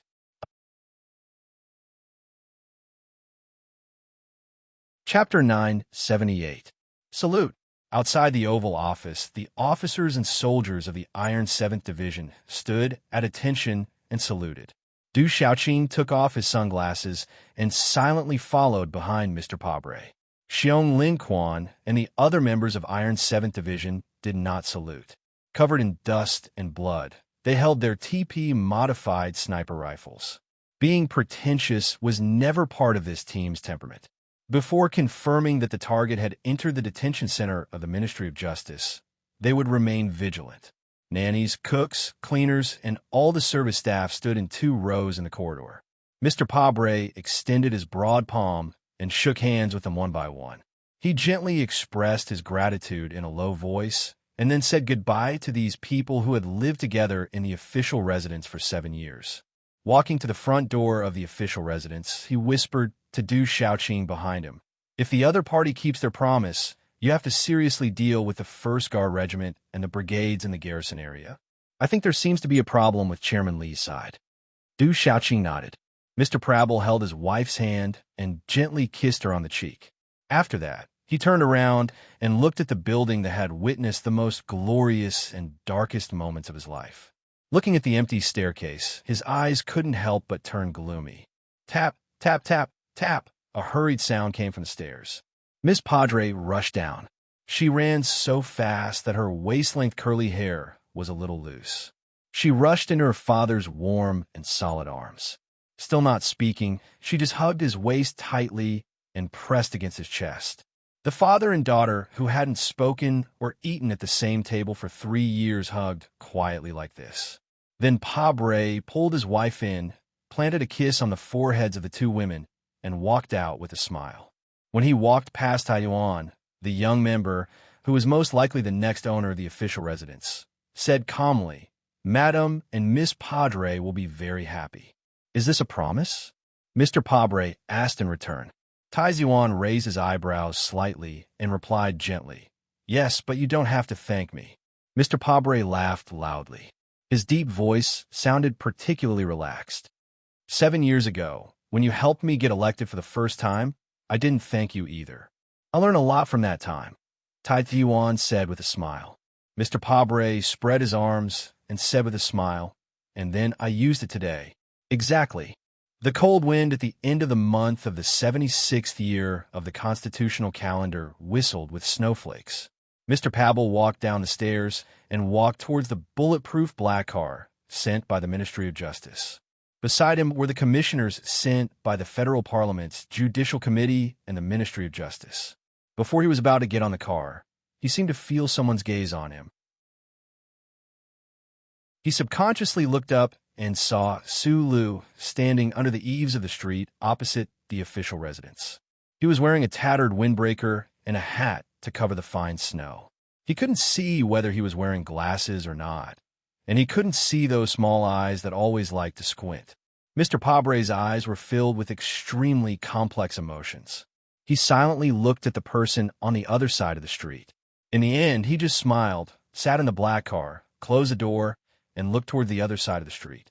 There was already no one there, only the wind and snow.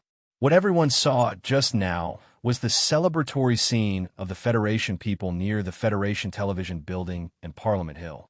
After Parliament Hill passed the impeachment proposal against President Pabre, the Silent March Command announced a temporary victory. Hundreds of thousands of people took to the streets to express their support for Parliament Hill's decision. Supporters of former President Pabre gathered near the Federation Library and had a serious conflict with the Veterans Association's demonstration team. According to the latest news, former President Pabre announced his unconditional acceptance of Parliament Hill's impeachment resolution. At the same time, he expressed his willingness to accept relevant inquiries. From a video that just came back, we can see that the former president has already sat in the car of the Ministry of Justice. The National Security Advisor, Minister of Finance, and Director of the Medical and Food Administration announced their resignation. The Federation Election Committee issued a notice, according to the relevant provisions of the Constitution, because there has been no by-election for the Vice President of the Federation. The position of President of the Federation will be temporarily replaced by the Deputy Speaker of the Federation Parliament, Mr. Zion, and the presidential election process will begin in the shortest time possible. On the TV screen, a certain male anchor of the Federation News Channel was broadcasting the biggest news of the Federation at an extremely fast speed. Although his professionalism required him to enunciate clearly and speak at an appropriate speed, at this moment, all the viewers could see that he was very emotional at this moment. Parliament Hill's successful impeachment of the president. The Ministry of Justice announced the start of the trial and related charges, and a series of explosive news occupied the content of all the TV channels. As long as you were a member of the Federation, no matter which channel you were on, the broadcast you would see was either the historic moment of Parliament Hill passing the impeachment proposal or the moment Pabre walked out of the official residence. In the elevator of a certain military building, Lee Jae-do, chairman of the Federation's Joint Staff Committee and commander of the 1st Military Region, was watching the broadcast on the TV screen with an unusually calm expression.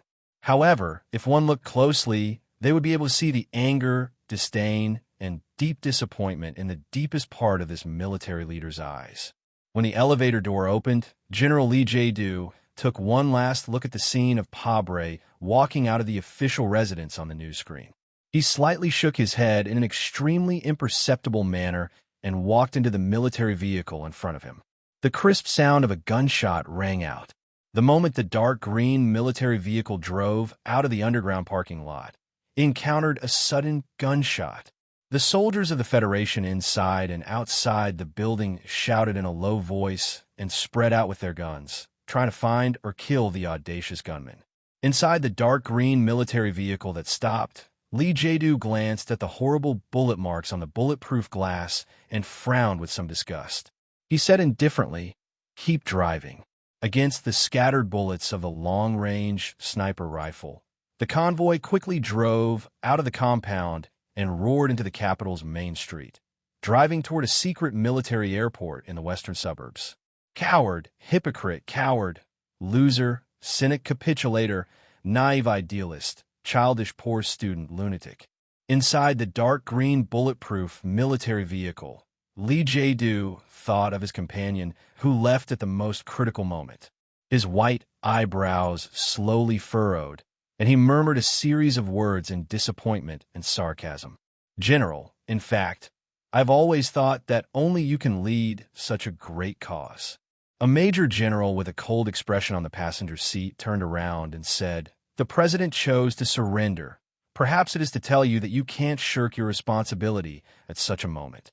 When a group walks on this long and difficult road, some people will fall behind, some people will defect, and any ideological struggle will cause great damage to the cause. So at that time, we must unswervingly support the person at the front to ensure that the team can eventually reach the destination of victory." General Lee Jae-do looked out of the window with an expressionless face. Looking at the snow floating between the winter trees on both sides of the street, he said indifferently, "Now that the person at the front has chosen to give up, then the person at the second position has to take over. What you said makes sense.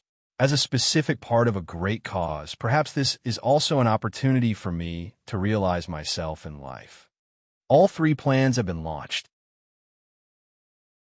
The Major General looked at the screen on the workbench in his hand and reported, "The Western Suburbs Airport is under the 4th sequence of surveillance, and the Harbor City garrison is under the 6th sequence, so we have decided to leave through Harbor City."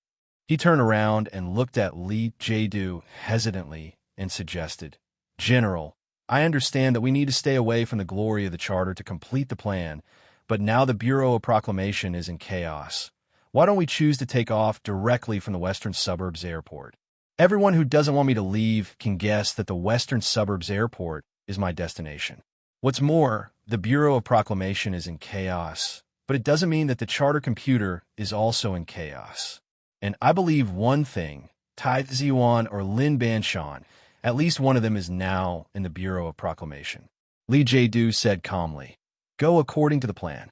The convoy of dark green military vehicles had just passed the Western Hills compound when they quickly turned around at the next street corner and drove along Helsheim Avenue to the capital airport. Lee Jae-do has left. Tried to attack, to stop, ineffective. The destination may be the Western Suburbs Airport. Wrong. The convoy has turned around. The destination may be adjusted to the capital airport. Jiaozi is making a record in the Western Suburbs. Give up immediately. I have arrived at the civil airport.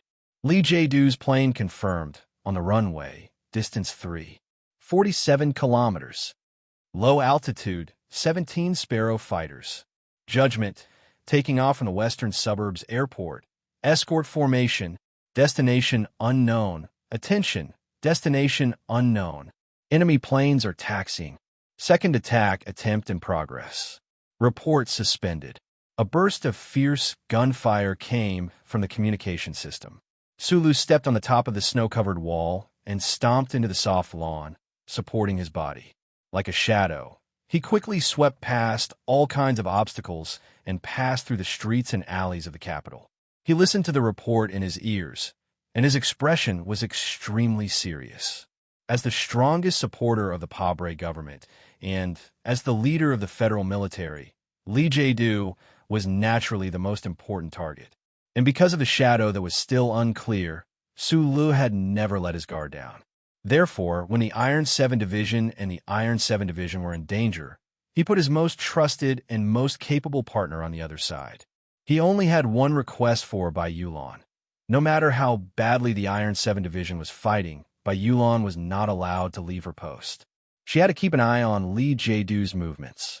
After receiving Bai Yulan's first report, he left the presidential residence as quickly as possible. Then he sat in an unmarked military vehicle on the right side of Charter Square. According to the coordinates in his ear, he kept giving directions to the driver in the major's uniform. The unmarked dark green military vehicle roared through the streets of the capital. Sulu listened to the reports that became more and more frequent until he heard gunshots. His mood became heavier and heavier. He knew that stopping Lee Jae-do from leaving had become a very difficult task. Thinking of this, he took out the phone in his pocket and dialed a number. With a hoarse voice, he roared angrily, "Lin Banshan, you said you can take care of the Bureau of Proclamation, but I don't care. Then, have you taken care of it yet? Find Lee Jae-do's coordinates immediately, or just directly shoot him down.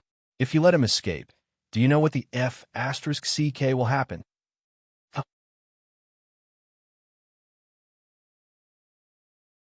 Chapter 979. In the capital airport, in the relatively remote area, children's waiting room. A 5 or 6-year-old boy pointed out the window and curiously tugged at the hem of his mother's clothes. He screamed, "Mom, look over there. There's an uncle shooting a plane."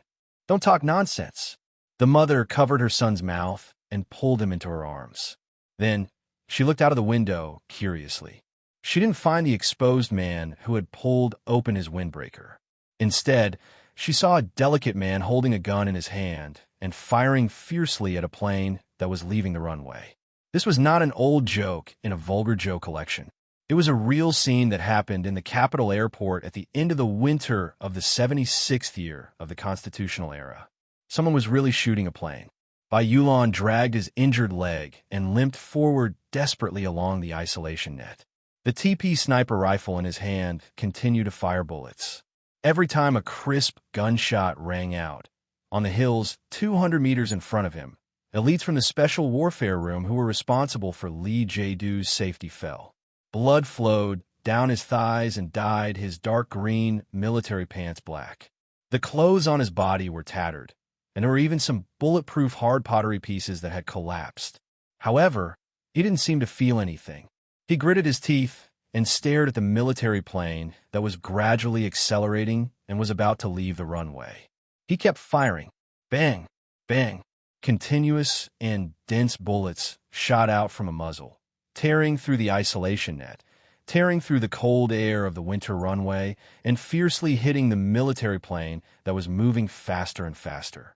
The high-speed rotating shrapnel carried powerful energy, and occasionally they were lucky enough to tear off a few pieces of metal. However, the distance was still too far. The power of the sniper rifle in his hand was too small compared to the large military aircraft with armor. Even though he tried his best, disregarding his own life and death, he still couldn't stop the military aircraft from roaring away. Gasping for breath, Bai Yulan struggled to run a few dozen meters in the direction of the military aircraft. She watched as the military aircraft slowly disappeared into the lead gray clouds in the sky. Bai Yulan fell into intense disappointment and self-blame. She angrily threw the heavy sniper rifle in her hands to the ground. Sirens sounded, and more than a dozen police cars drove at high speed from the direction of the terminal. Countless black muzzles were pointed at him, and the loudspeakers kept repeating the same words. Hundreds of meters above the ground, more than a dozen federal military Hawk fighters roared past, silently and indifferently observing the movements on ground. After confirming that there was no threat, these fighters did not open fire. They rose at high speed, following a beautiful curve and disappearing into the clouds. Bai Yulan, who was surrounded by the military police, raised her hands in surrender. Her eyes were still looking in the direction where Lee Jae-doo's private jet had disappeared. Her pale face was filled with unwillingness and anger. The Bureau of Proclamation was the most mysterious and important organization in the Federation. However, almost no one knew that the Bureau of Proclamation's defenses against intruders were not as strict and terrifying as the rumors said. Because according to the relevant provisions of the First Charter, the Bureau of Proclamation had the only pre-warning authority. Any object that entered the one-way street, entered the lawn behind the Bureau of Proclamation, or entered the predetermined area around the Bureau of Proclamation would trigger the alarm. This warning system was perfect, like the omnipresent radiance of the stars, ensuring that no one or any sophisticated military equipment entered the area around the Bureau of Proclamation. Therefore, the square building itself did not need to have too much firepower to defend itself. Even the Bureau of Proclamation had an unwritten rule that no firearms were allowed inside the building. This was a rule that was formed when one was too powerful. Like other areas of human society, rules were always the most powerful. However, Lin Banshan, who broke out of the aristocratic family at a young age, had always been the most unruly and the most rule-breaking person. On the street by the west gate of Capital University, after Lin Banshan confirmed that the Federation's major event had been completed, he gathered all his subordinates. They boarded a dozen black cars and drove onto the dead-end road, heading toward the Bureau of Proclamation building at the end of the road. Without any disguise, without any planning, without any clever arrangements, the dozen black cars carried dozens of gangsters in black suits and sunglasses. They openly began to invade the most sacred and inviolable Bureau of Proclamation. There was no alarm, no interception, and no mysterious incident. The arrogant gangster fleet drove through until they arrived at the Bureau of Proclamation building. It was not until the door was violently pushed open that the officials in the hall looked up in shock and discovered that the enemy had arrived. The broken spaceship far away in the asteroid belt had been playing black and white chess with the central computer in the Bureau of Proclamation for the past few days. Because of the silent smoke on the large chessboard, the staff in the hall had been working overtime continuously, anxiously shouting at each other and constantly performing repair operations. The entire Bureau of Proclamation was in extreme chaos. Chaos could not explain the current situation. The Federation's most secretive Bureau of Proclamation, no matter how chaotic it was, could not become a bathhouse where guests could enter and leave freely. When Lin Banshan's fleet had just driven onto the straight road, there should have been an early warning inside the Bureau of Proclamation. There were no heavy firepower defensive weapons outside the Bureau of Proclamation building, but in a sense, as an organization that had managed human society for tens of thousands of years, it had countless terrifying trump cards. Once the early warning system was activated, the officials in the building only needed to make a very simple response to eliminate all the invading mechanics. It should be known that in the Federation's plan to deal with the surprise attack of the Empire's fleet, the evaluation of the Bureau of Proclamation's defensive power was that it was impossible to break through. For such a mysterious organization that was thought to be impossible to break through, it was undoubtedly very easy to destroy a fleet of more than a dozen black cars. However, the most important problem was that the Bureau of Proclamation's perfect early warning system had failed at this moment. There were internal officials and even the entire department that had clearly ignored or even secretly destroyed the alarm process. Chaotic and hurried footsteps sounded. Dozens of gangsters in black suits rushed into the hall on the first floor of the Bureau of Proclamation building and quickly occupied all the key positions. The Bureau of Proclamation officials in the hall stood up in shock, not knowing what had happened. Some angrily reprimanded each other, and some female officials screamed and angrily slammed the table. Although they were at a loss, they were not afraid. From the beginning of their life in the Bureau of Proclamation, they did not know what fear was. Lin Banshan, wearing a black windbreaker, slowly walked into the Bureau of Proclamation under the protection of Han Chu and Zhang Xiaohua. His emotionless eyes slowly swept across the faces of all the Bureau of Proclamation officials, as if he was a king who had returned to inspect his territory. The gangsters in the hall were expressionless and extremely cold. Only the curiosity and shock in the depths of their eyes revealed some of their true emotions. Even Zhang Xiaohua and Han Chu, who were usually unruly and did not even care about the Federation government, had a nervous and complicated expression on their faces. This was the Bureau of Proclamation that led human society with its brilliance high above the clouds. How many gangsters in human history had been able to enter the Bureau of Proclamation? In this tense and perplexed moment, something very interesting happened. A gangster in the front right came from Bermuda. He was the leader of the Ink Village gang, who was known for his coldness. But at this time, it was unknown whether he was affected by the tense atmosphere in the Bureau of Proclamation or because he was proud and shocked that he had the opportunity to be so close to the sacred and solemn the glory of the Charter. He held the Black Star pistol in his hand and shouted at an official in front of him, "Who's in charge here? Call him out to talk." After he finished speaking, there was a dead silence in the hall. All the Bureau of Proclamation officials, including the gangsters, looked at this person as if they were looking at an idiot. Even Lin Banshan could not help but frown and look back at him. This was a scene that even the best scriptwriter could not imagine. A group of gangsters from the lowest level of society, as if they were fighting for territory with another gang with machetes and firearms, occupied the most sacred and inviolable Bureau of Proclamation of the Federation. This was like a beggar successfully playing with a princess in the clouds, or a toad jumping out of the well and greedily taking a bite of the white swan. It was ridiculous. Back then, everyone in the Bureau thought that you should stay and take over. You disliked the smell of machinery and the cold electronic synthesis sound, so no matter what we said, you refused to stay. Now, why did you bring back these scum of society? Being the Underworld Emperor is no longer enough to satisfy you. So you want to be the Emperor of the Charter? A sharp and angry voice came from above the hall.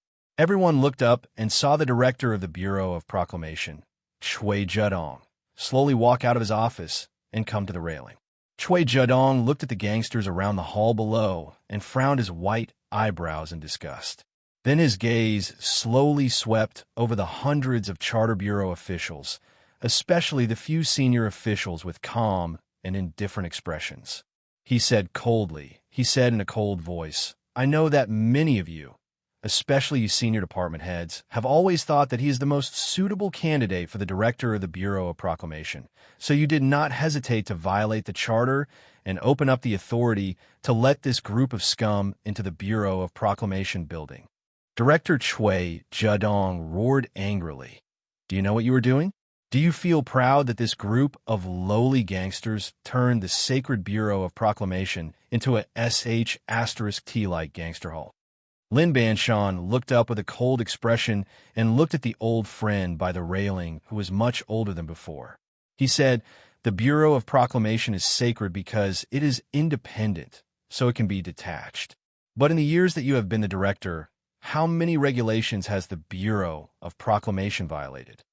Don't you know that the Bureau of Proclamation is not allowed to interfere with the internal affairs of the Federation?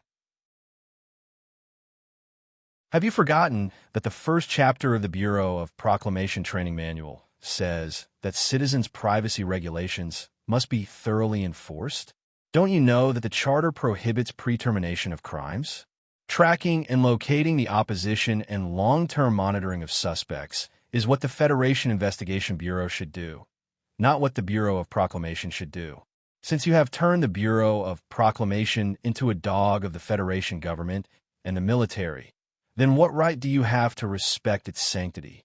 Lin Banshan spread out his hands and said expressionlessly, "I was able to complete the most incredible invasion in history with dozens of gangsters at the lowest level of society, something that even the Empire's army couldn't do. Is it ridiculous? In my opinion, it is more ridiculous than a person who ignores the charter and regulations becoming the director of the Bureau of Proclamation. So what?" Chui Judong's body trembled slightly. He looked at him in the distance and said in a low voice, "Don't forget that I am still the director of the Bureau of Proclamation. I still have high enough authority. I only need one order, and all of you must die." The Bureau of Proclamation's 5-layer security network. Even if Lin Banshan had controlled the hall, he was only standing on an inconspicuous corner of the iceberg. He was still very far from controlling the organization. Lin Banshan looked at the middle-aged official in the corner and used his eyes to ask. The student, who was his peer at the Bureau of Proclamation, shook his head slightly. He looked at the official in front of him and then at the floor, indicating that the most important people were still not under control. At this moment, there was a soft sound of brakes outside the door. Then the door was pushed open again. The female Bureau of Proclamation official, who had been extremely angry before, looked at the white-haired thin old man who walked in and shouted in shock, "Director! Director! Director! Why are you back?" Chui Judong knew that the respectful and fearful shouts of his subordinates were not directed at him, because he had called the old man the same way back then. Standing by the railing, he looked at the white-haired old man and felt his legs go weak. He knew that the end might be coming. The person who walked through the door of the Bureau of Proclamation was the retired director of the Bureau of Proclamation, Old Tai. Lin Banshan is right. Letting a person who completely ignores the Constitution be the director of the Bureau of Proclamation is more ridiculous than letting a gang take over the Bureau of Proclamation. The white-haired old man looked around the building that he had served and respected all his life with eyes full of memories. He said with emotion, "The Bureau of Proclamation has too much power, so we have to be more introspective and careful. Back then, I thought your caution was this kind of introspection and careful. Now I know that caution was just forbearance. I was wrong. The Parliament has just decided to let me come back and continue to be the director." There was a burst of enthusiastic cheers in the Bureau of Proclamation Hall. Director Tai frowned and looked at his old subordinates in confusion. He laughed at himself helplessly and said to the people upstairs, "It seems that you really don't have the support of the people. Okay, spread out and do your work. Find Li Jadu first. He has the authorization, so you can find him. Also, let me remind you, I'm only the temporary director for a few days. After I'm done, I still have to rush back." I don't know if the temporary worker at home will forget to fish out the pickled beans. Director Tai waved to the crowd and then stood up with his hands behind his back. He walked toward the elevator like an old farmer who had just returned from the field. There is information from the Ministry of Defense's General Assembly Base. Some military resources have been abnormally consumed in the past few years. All of them have been transported to Base 887584. There is a temporary military base in front of the border. A small fleet is stationed there. Because it has just been developed, the Constitution Network is not complete, or Director Tai sat in the chair in the director's office and looked at the analysis report and data curve on the two-dimensional light screen. He said expressionlessly, "The base has been secretly destroying the network. So many resources, including the 3 batches of ores on the Mo Hua planet, have all been transported to that base. Now no one knows who wants to do something in that base." Major Zhou Yu, Deputy Director of the 3rd Division of the Ministry of Defense's Strategy Research Center, reported that someone in the military is developing some kind of secret weapon in that base. Director Tai looked at Lin Banshan and smiled. "You know the relationship between that little girl and Su Lu, so this information should be found by Su Lu. The problem is that he didn't say what the secret weapon is. High-power battleship main cannon." Lin Banshan frowned. "Does Li Jiedu want to flatten the capital special district with one shot? According to some of my knowledge, the light energy main cannon needs to greatly increase the coverage area and maintain its lethality. The need for crystal ores is one thing, but the key is that there are many technical hurdles that can't be crossed. I don't believe the Military Science Academy can do it." "I don't believe it either." Director Tai coughed lightly, raised his eyebrows, and said slowly, "Do you think General Li Jiedu wants to flatten the Bureau of Proclamation? It's difficult to flatten the Capital Special District, but it's not difficult to flatten the President's residence, Parliament Hill, or even the Bureau of Proclamation. Distance determines accuracy." Lin Banshan shook his head and said, "Even if he has a battleship that can break through the sparse area of the Charter's remote area network, if he wants to aim so accurately, he will definitely be discovered." At this time, the phone in his arms rang. As soon as it was connected, he heard Su Lu roaring angrily on the other end of the phone. "Su Lu wants to know where Li Jiedu is." Lin Banshan looked at the old director. Director Tai was silent for a moment, then pointed to a small that was moving slowly on the two-dimensional light screen. Lin Banshan said into the phone, "His private plane is flying a harbor. Shoot it down." He looked at Director Tai again and calmly said, "He asked the Bureau of Proclamation to shoot down Li Jiedu's private plane." This time, the old director was silent for a long time, then replied, "The Parliament has the authorization, then shoot him down." 34 seconds later, the Bureau of Proclamation's authorization order was sent to a missile base in South Kazhou. 52 seconds later, the missile base replied that it refused to accept the Bureau of Proclamation's order. Li Jiedu is not Fengyu. He is the leader of the federal military. Even if Parliament Hill and the interim government deprive him of his position and authority, there are still many officers loyal to him. At least they will not agree to kill him without trial. Lin Banshan looked at the endless snow-covered lawn outside the window. His shoulders seemed to feel some kind of weight. He said slowly, "Why didn't he leave from Xishan Airport? If it was Xishan Airport, we could directly control all aircraft through the Fourth Order authorization." He suddenly turned around, looked coldly at Cui Zhedong, whose hands were cuffed behind his back, and asked in a deep voice, "You even told him the sequence secrets of the Bureau of Proclamation?" "Even if I didn't tell him, he would still know." Cui Zhedong, with a gloomy expression, laughed at himself, looked at Lin Banshan and said, "You don't know how deep Li Jiedu's understanding of the Charter is. You may think that you know the Charter best outside of the Bureau of Proclamation, but in fact, he knows more than you do."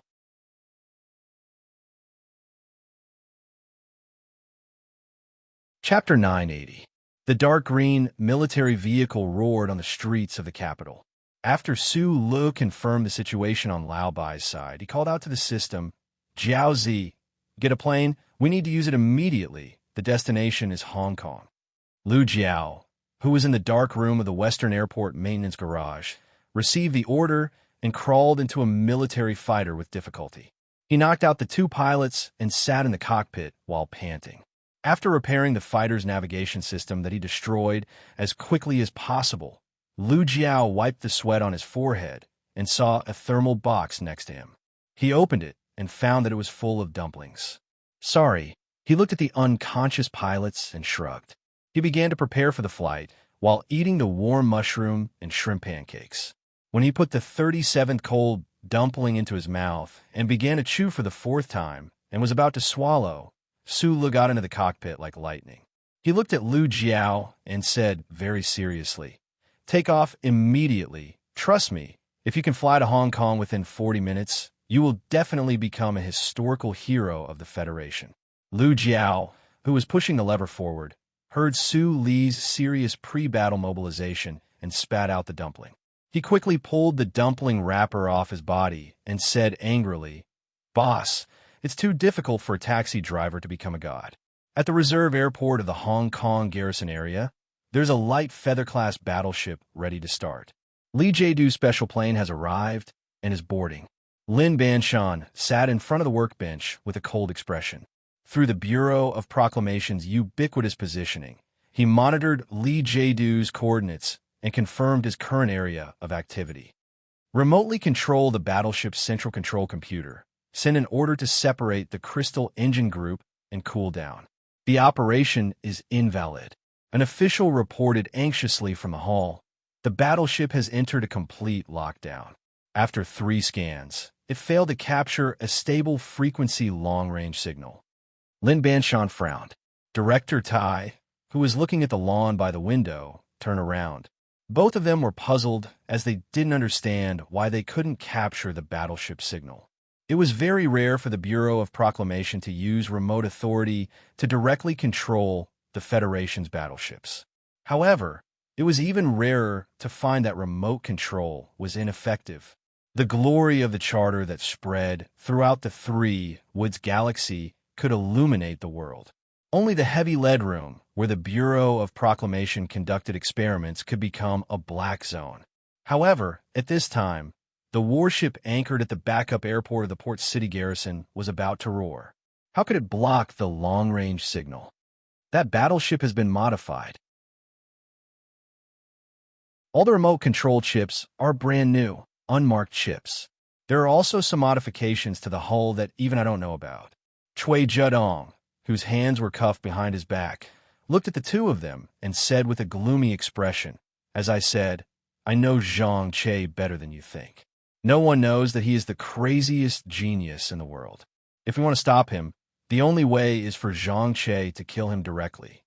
Everyone in the room knew very well that the Federal Central Computer was strictly prohibited from direct physical operations, and it was even more forbidden to communicate with the human chip. The so-called omnipresent demon that could directly kill someone through the chip was just the evil propaganda of the Empire and the anti-science cult in Bermuda. Therefore, everyone was silent. At this time, under the unprecedented pressure of the Bureau of Proclamation, the federal forces at the front line of the Zwitian galaxy sent back some of the data that old Director Tai was most concerned about. Some of the captured data came from the depths of the BG Plateau of the Mo Hua planet. Old Director Tai stared at the seemingly unrelated data on the screen. His 2 silver-white eyebrows were sometimes lowered and sometimes raised. His expression was very serious. Lin Banshan frowned and asked, "What kind of weapon is being tested under the BG Plateau? It can actually cause earthquakes and such strong electromagnetic waves?" "Every earthquake is a nuclear explosion," Li Yao said. "What is a nuclear explosion?"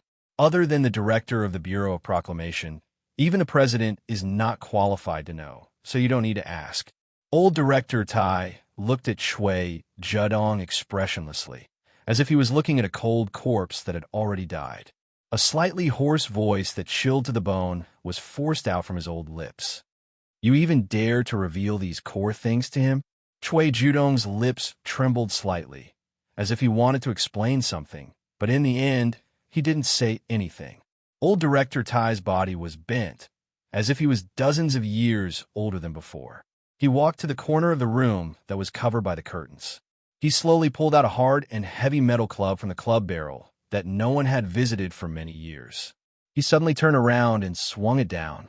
With a bang, the metal head of the club fiercely penetrated the skin and muscles and hit the bone.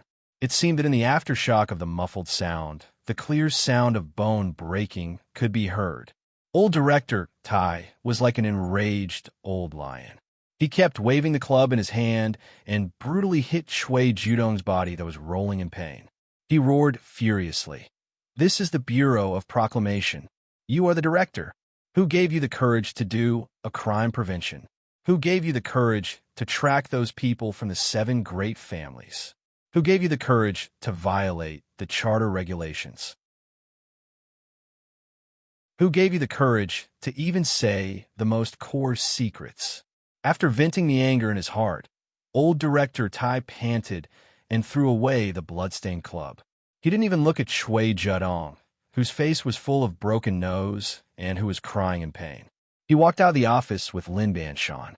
In front of the light screen hall, he asked in a deep voice, "Who is the closest to that warship?" "There are several transfer ships in the direction of Harbor City, but their speed is slow. That warship can block remote commands. We can also block all signals of the warship. Li Jie-du must be aware of this. His plan must be to use the full frequency code to detonate the bomb after the warship enters space and leaves the glory of the charter." Old Director Tai said in a cold voice, "Even if you know, you still have to do it. Order all departments to fully suppress all external communication signals of the warship. Don't let them leak out even a fragment. Tell the technicians, if there is a mistake, I will destroy him before the world is destroyed. Inform all fleets to set off. If anyone in the military disobeys, directly take over their authority. I don't believe that all the warships of the federal forces can block remote control. Inform the Old Moon base to prepare to intercept. If the main artillery base can destroy that warship, then do so directly. No need to ask for permission." Shui Judong said that Li Jie-du knows the charter very well. Plus the attack on the ancient bell, I think that Li Jie-du must know the distribution of the cracks in the dark zone of the glory of the charter. Then what we need to do now is to completely destroy that warship before it enters the dark zone. Old Director Tai continued to frown, comprehensively combed through the information of the 3 shipments of Planet Amohua, the direction of the Ministry of National Defense's General Assembly base, all the details of the 887584 base, traced back to where the bombs were produced, how they were transported, and where they are most likely to be now. The old man suddenly became silent. After a moment, he looked at the officials with a complicated expression and said, "The only thing I can be sure of is that at least one bomb is near the Bureau of Proclamation. It's best to find it." Lin Banshan looked at the old man's rare, nervous expression and slightly frowned. "I'll ask those guys to help find it." Inside and outside the Bureau of Proclamation building, it was busy and chaotic. Han Chu and Zhang Xiaohua led their subordinates, and several officials began to nervously search for the possible bomb. They didn't know how big the bomb was or what it looked like, so they could only use the scanning equipment to scan the snow-covered lawn like an honorary drug sniffer dog. The highest-level officials of the Bureau of Proclamation and the lowest-level gangsters of the Federation joined hands and started to fight side by side at the moment when the Federation was facing a fatal danger. The old Director Tai looked at the green data stream on the screen in front of him and looked at his old partner who had been with him for decades. His expression was still serious as he murmured, "Old man, you must find out where those bombs are hidden. Everything depends on you." Lin Banshan, who was waiting for the warship interception plan beside the workbench, looked at the old director's thin and hunched back and finally couldn't suppress the deep doubts in his heart. He whispered, "What exactly is a nuclear explosion? Is it really that scary? Don't mention the word nuclear explosion in front of anyone in the future." Old Director Tai rubbed between his eyebrows and said expressionlessly, "Don't even think about it, or you will die." The calculation results are out. An official reported. Countless clear lines appeared on the screen. They represented the fastest route for the interception plan between the various military bases and the federal fleet. The thickest black line represented the route of the warship on the Harbor City Garrison Base from S1 to the gap in the dark zone of the glory of the charter. The calculation results were very bad, and no one could be that fast. "Where's Sulu?" Old director Tai suddenly asked a name. "Can't find him, but he should be on the way to Lee J-Do." A Federation fighter jet took off from the Western Military Base half an hour ago and is heading to Harbor City. Lin Banshan looked at the screen on the workbench, and after a moment of shock, he added, "It flew very fast." Old director Tai coldly scolded. "Don't say you can't find him, just call him. Bypass the authority of the Ministry of National Defense and remove the lockdown program of all the mechas in the Federation. Take Su Li's MXD Lucio. Lucio. What a terrible name. Take that little white flower out of the warehouse. Let the Harbor City Garrison Base transfer ship prepare to send Sulu up. Give Sulu a weight limit. Tell that little guy. Give him whatever he wants a day. My only request is that he must stop Lee J-Do and that warship." Orders were sent out one after another. Lin Banshan frowned, looked at the old man, and said in a low voice, "If the Federation is really in great danger now, you are basically putting the fate of the Federation in the hands of one person."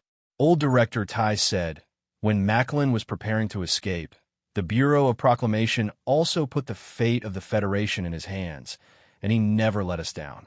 Although I have cooperated with him, after all, he is from the Empire." Old director Tai stared at him and scolded, "Are you not from Bermuda now?" Lin Banshan sighed and shook his head. After a moment of silence, old director Tai said, "And what else can we do?" Latest news: the Bureau of Proclamation is trying to intercept Lee J-Do, but the problem is that there is no one to execute it. The fleet and long-range weapons can be controlled, but the Bureau of Proclamation has no way to order the soldiers to shoot at their chairman. If he wants to leave S1, no one dares to stop him. The missile base missed the first opportunity. The main cannons of the old moon are mainly aimed at outer space, and long-range weapons are basically out of the question. Even if the Federation fleets are willing to come back, they won't be able to make it in time. So this matter can only be done by you alone. The Bureau of Proclamation has given you temporary authority, so the Federation forces won't attack you for the time being.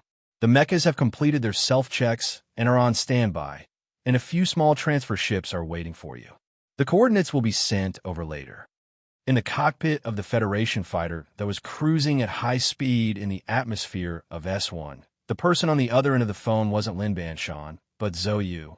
After a moment, the woman's light voice sounded again. "I don't understand why you are risking your life to chase after Lee J-Do. I don't believe that he has a bargaining chip that can threaten the Federation. Sulu, let him go. You don't have to complete every complicated task from morning to night." Sulu didn't explain because he couldn't. Through Philip's calculations, he knew that Lee J-Do might have a trump card. Once that trump card was revealed, it would be extremely terrifying, especially under the premise that this person seemed to have a way to deal with the glory of the Charter. In fact, he didn't even know what that trump card looked like. He only knew that those bad bombs had once caused a civilization that was even more glorious than the current one to disappear into the long river of time. He made his hoarse voice as stable as possible and said, "It's okay, we'll eat in 2 days." "Okay, Lin Yuan is not bad. Let's go there." The Federation fighter landed with a roar at the large container truck transfer yard to the west of the Harbor City Industrial Park. It slid forward with the roaring sound of the engine. Amidst the noise, Su Lu shouted to the man beside him, "Jiao Zi, you just set a record for human piloting an aircraft. You're a F** king god." Lu Jiao lifted her flying helmet and extended her left thumb to make a proud and confident pose. The container truck transfer yard in the Harbor City Industrial Park was close to the Garrison Reserve Airport. The Federation fighter was still sliding, but the cockpit had already opened. Su Lu directly jumped down from it. His military boots landed heavily on the ground, and the crack in front of him instantly widened.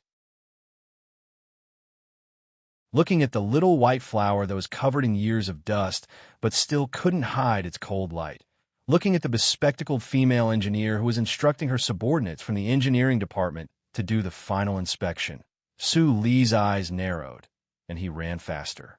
He rushed in front of the female engineer, and before he could say anything, he only had time to kiss her forehead that hadn't been washed in days like a dragonfly over the surface of a pond last summer. His footsteps were as fast as lightning. He took off the heavy military backpack on his back and jumped onto the tall little white flowers mecha. He installed the ACW on the left mechanical arm of the mecha, jumped into the cockpit, and pressed the red button with his finger. There was a series of heavy mechanical sounds, and the cockpit of the little white flowers mecha was already in overclocking mode before it even closed. His left hand pushed the control stick forward, and the two engines behind the mecha roared. The heavy mecha suddenly shot forward. In the short time before the cockpit door closed, Sulu finished changing the magazine of the mecha. He took out the simulation system from his backpack and put on, completing the connection with the little white flower. In that instant, Sulu felt as if he had returned to many years ago. He found the feeling of controlling the little white flower for the first time under the cocky peak of the old moon base. That feeling was very good and very powerful.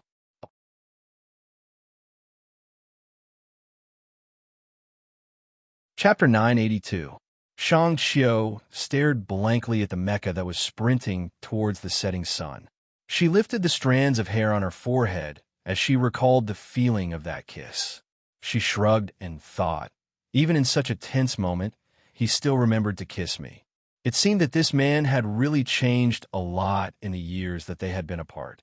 As she was thinking of this, she didn't know that President Pabre, who had just been impeached in a small tavern in the capital, remarked sentimentally while looking at Su Li's face, "It seems that you haven't changed much over the years." The two different opinions indicated that though time was powerful, it could only change a part of a person's life, and some parts of him couldn't be changed at all. This was probably the reason why Su Lu appeared in the Federation at the moment and in Harbor Capital, and why he had done such a crazy thing. The Mecha MXD headed toward the huge battleship in the twilight at a high speed. The strong wind blew over the body of the Mecha MXD, blowing away the dust accumulated over the years, exposing the glossy, white metallic luster underneath. Then, a dark shadow flashed by. The Federation fighter jet piloted by Lu Jiao did not stop and instead took off again. It whizzed past the air above little white flowers mecha, taking the lead to charge towards the gigantic battleship in the distance. The powerful onboard cannons and rocket launchers fired in a dense barrage. The anti-air defense of the military airport of Harbor Capital reacted quickly. The fighter jets guarding the battleship approached at a high speed, forcing the fighter jet piloted by Lu Jiao out of the airspace. However, they succeeded in delaying the takeoff of the battleship, even though it was only for a moment. In the meantime, they had bought enough time for Little White Flowers mecha to approach the huge battleship. Puff, puff, puff. Little White Flowers mecha was dashing at high speed. Its left mechanical arm was pointed at the huge battleship in the twilight. It started firing fiercely when it was still 2 miles away from the battleship. The sound produced by the sniper bullet on the tail of the tungsten alloy gun was rather dull, sounding like the sound of a heavy ancient war drum. The Scorching Sun battleship, named the Scorching Sun battleship, was the lightest and fastest main battleship in the fleet of the Federation, and it required the least amount of time to take off and land from ground. The interior of the battleship had 7 levels, but it was still a huge object for the Mecha MXD. A large number of metal flower holes appeared on the protective board of the Scorching Sun battleship under the bombardment of the ACW. However, these metal flower holes were so small that they were almost invisible in comparison to the large body of the battleship. The Scorching Sun battleship was not affected in any way. Like a wild ox that had been bitten by a mosquito, the Scorching Sun battleship didn't feel the gunshot and ignored the white mecha dashing toward it. The blue flames on the engine under the battleship suddenly lit up. The entire Earth seemed to be quaking under the effect of the powerful driving force, and the huge battleship took off slowly. Little White Flowers mecha rushed to the bottom of the battleship like a storm, quickly completing an unbelievably high-speed squat movement.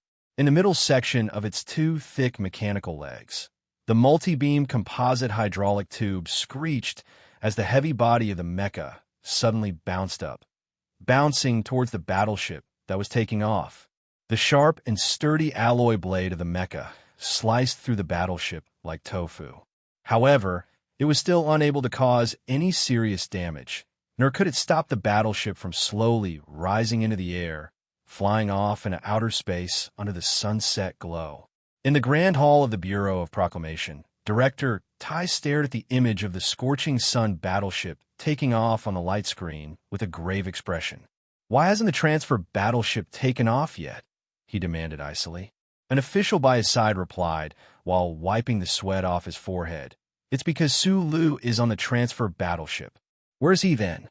pressed Lin Banshan with furrowed brows.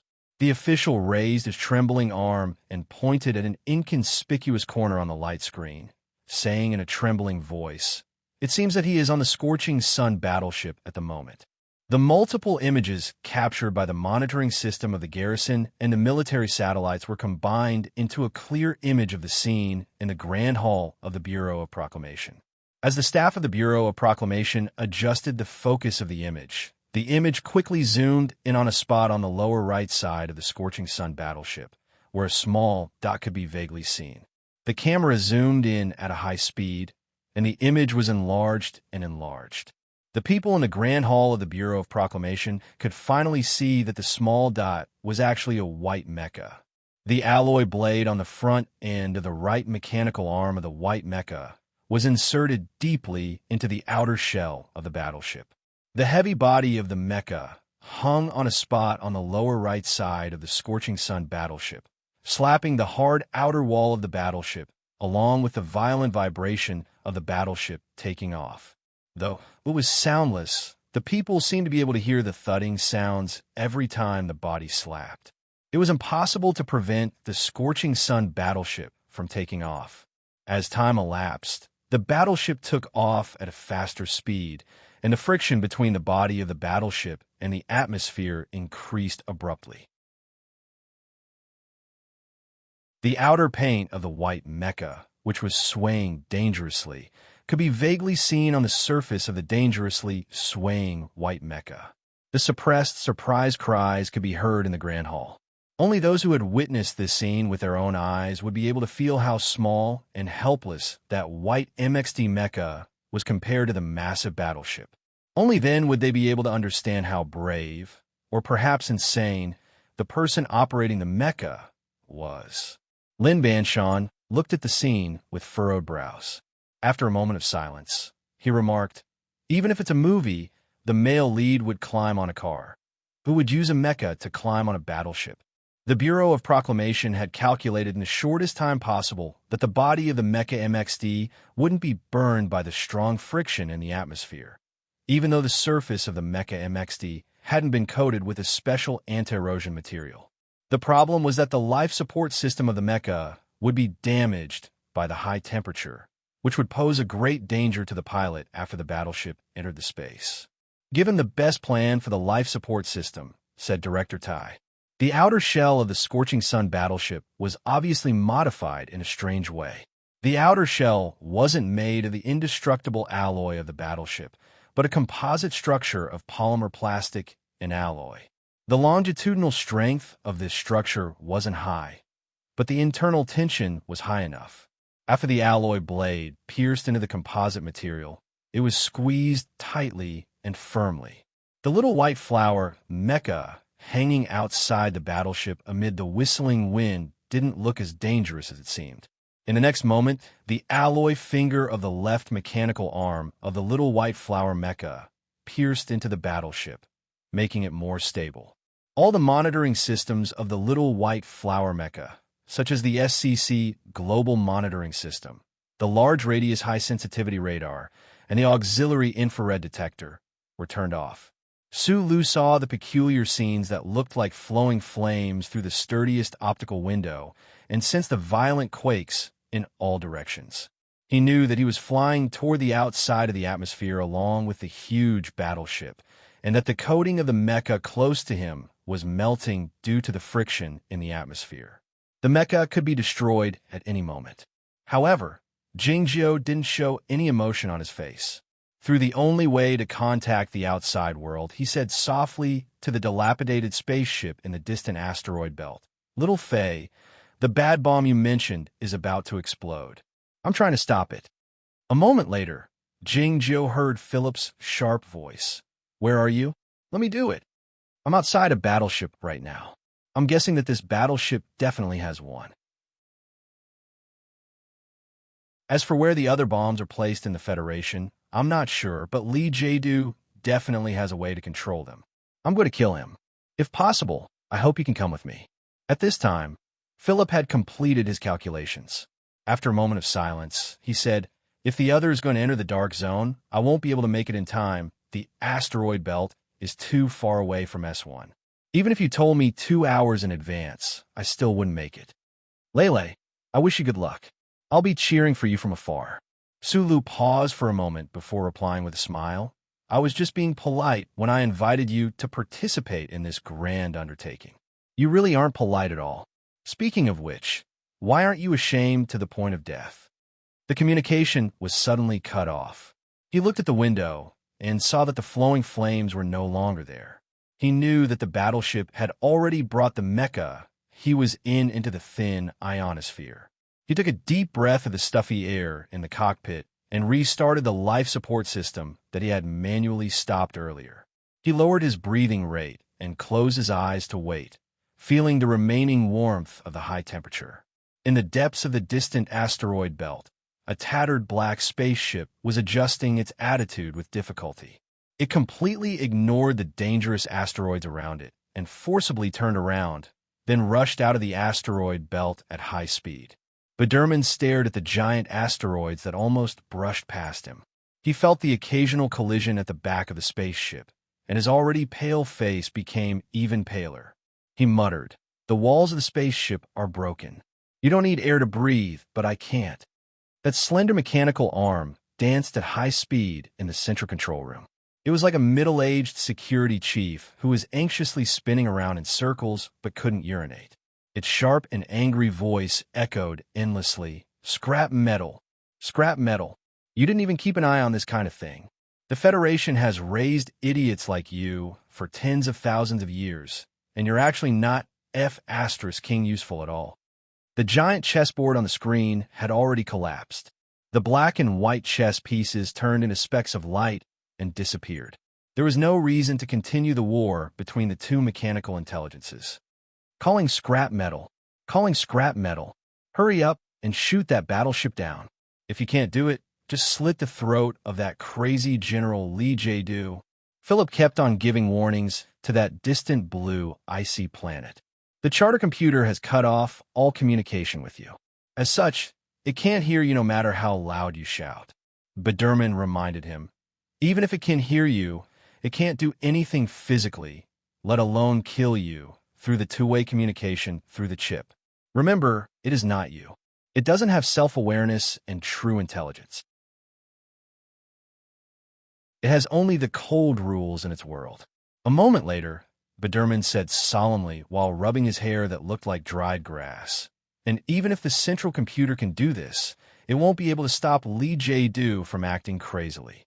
I know this person, and I know that he has a formidable understanding of the charter computer." The Scorching Sun battleship broke through the atmosphere and passed through the route between the old moon and the new moon, heading toward the pale permanent star in the distance. As it entered the large space of the universe, the huge battleship looked like an inconspicuous flying machine. The interior of the battleship was divided into 7 levels, with nearly 1,000 crew members. Numerous MX mechas were parked in the passageways from the 2nd level to the 5th level of the battleship. Countless elite soldiers of the Special Forces with small eyes were waiting for orders silently, their expressions nervous and excited. The front of the 1st level was the control hall of the battleship. The control hall, of about 700 square meters, was in the shape of a semicircle. Dozens of officers were busy traveling back and forth in front of the control light screen, calculating the data and confirming the route to complete the secret missions assigned by their superiors. Reporting. The calibration of the artificial physical ruler has been completed. There is no deviation in route. The signal of the scorching sun battleship has been completely blocked. The test overflow signal is ineffective. The enemy has intercepted it perfectly. Lee Jae-do stood up slowly from the captain's seat in the control hall and took the cup of coffee from the secretary. He thanked the secretary with a faint smile and walked toward the observation window. The report from his subordinates confirmed that the Bureau of Proclamation had blocked all the outward signals of the Scorching Sun battleship. This didn't make Jing Jiao feel nervous. It was because this was all within his plan. In the history of a human society, countless people had tried to find a way to block the signal of the glory of the Charter. During the first secret meeting of the Trinity Association, Lee Jae-do had made use of Cui Judong's suggestion and made an attempt. After that, Lee Jae-do had been mulling over it in silence until today. Except for the observation window in which he was gazing, the entire body of the Scorching Sun battleship and the portholes were covered by a kind of composite board. This kind of board was made of a polymer material and 3 layers of manganese potassium alloy.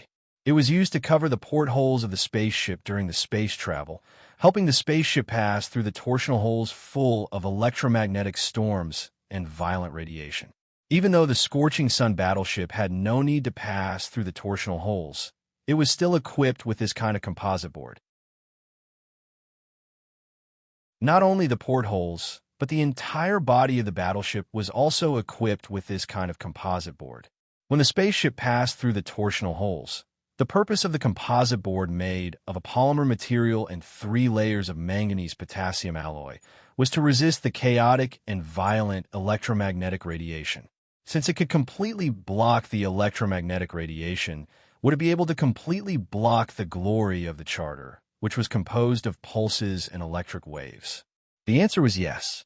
It was a seemingly simple yet ingenious idea to connect passing through the torsional holes with resisting the glory of the Charter.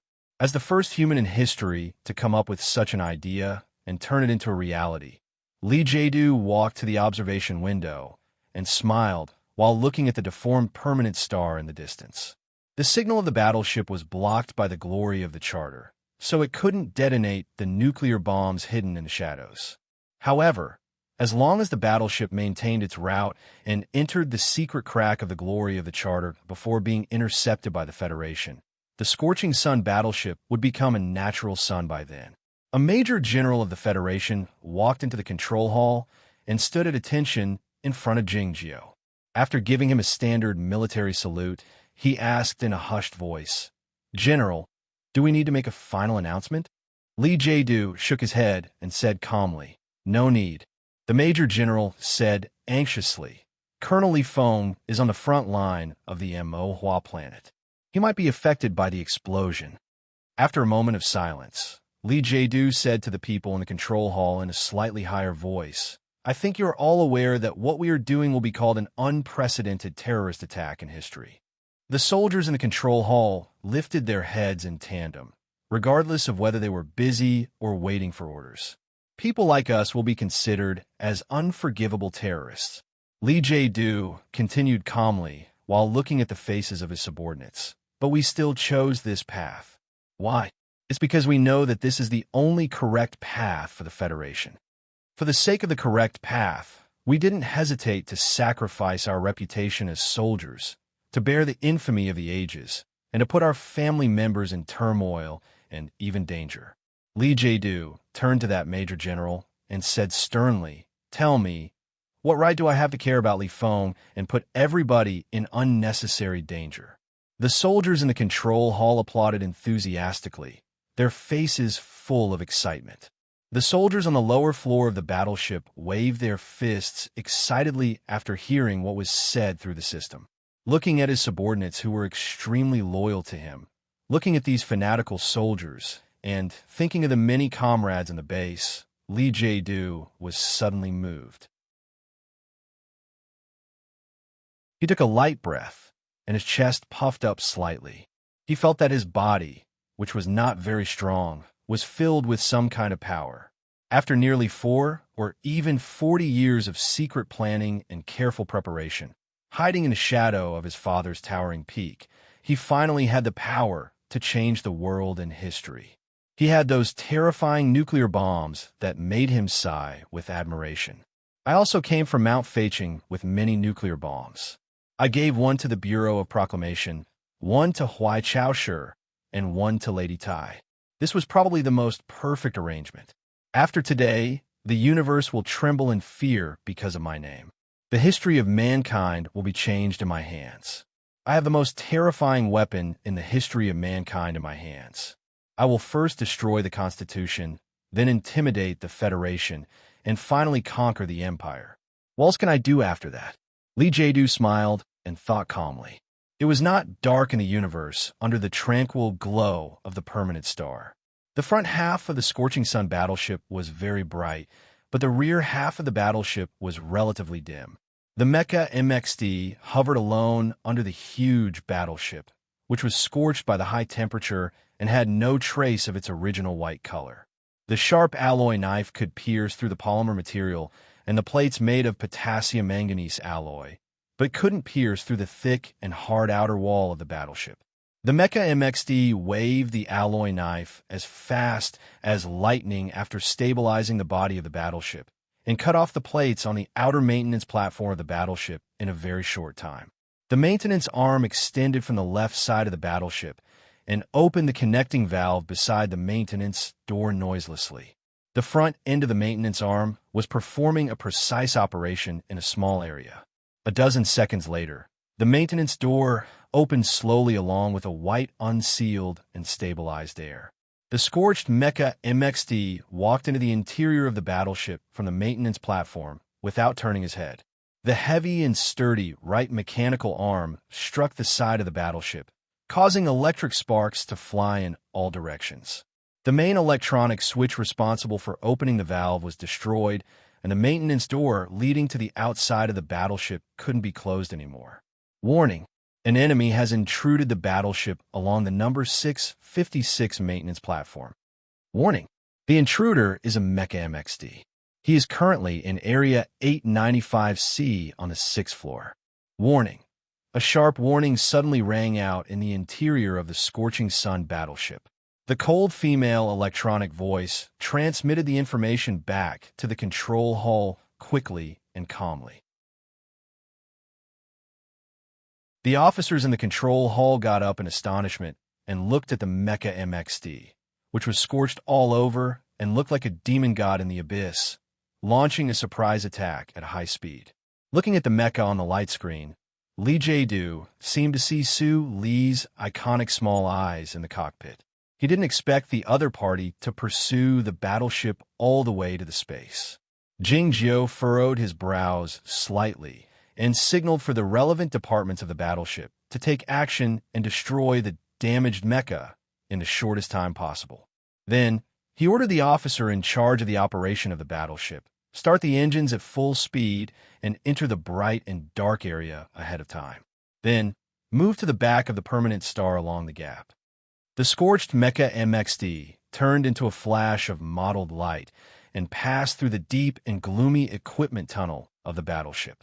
Then it kicked the waist of the black Mecha MX that had rushed out of the gate. The violent force of the kick and the hard alloy foot broke the balance meter under the black Mecha MX's armor. The pilot in the cockpit passed out because of the impact. The black Mecha MXD fell down powerlessly. The scorched Mecha MXD didn't suffer any additional damage. It brushed past the pilot's body and continued moving forward at a high speed. Whoosh! The sharp alloy blade reached out from the right mechanical arm and stabbed out from the bottom of the Mecha MX at lightning speed. Crack! The head of the second black Mecha MX was cut off. Immediately after, the charred black MXD mechanical arm struck out with its elbow, accurately smashing into an MX mecha on the right rear that was preparing to launch a sneak attack. The immense force behind the mechanical arm's elbow directly caused the cockpit door to deform and sink in with a loud, muffled bang, sparks flying in all directions. 3 black Mecha MX military mecha slowly fell down beside Little White Flower, who was no longer white. 3 more black Mecha MX appeared about 400 meters in front of the spacious tunnel. Two more black Mecha MX rushed out from the left corner that led to the upper level of the battleship. Pupu. The ACW on the left mechanical arm of the Mecha MXD opened fire fiercely into the distance. The high-speed rotating bullets hit the three Mecha MX consecutively. In the dimly lit cockpit, Sulu turned the control stick with an expressionless face. His body shook slightly as he controlled Little White Flower to retreat abruptly in the tunnel that was difficult to avoid, avoiding the two bright blades in front of him. The heavy, scorched Mecha MXD suddenly trembled violently.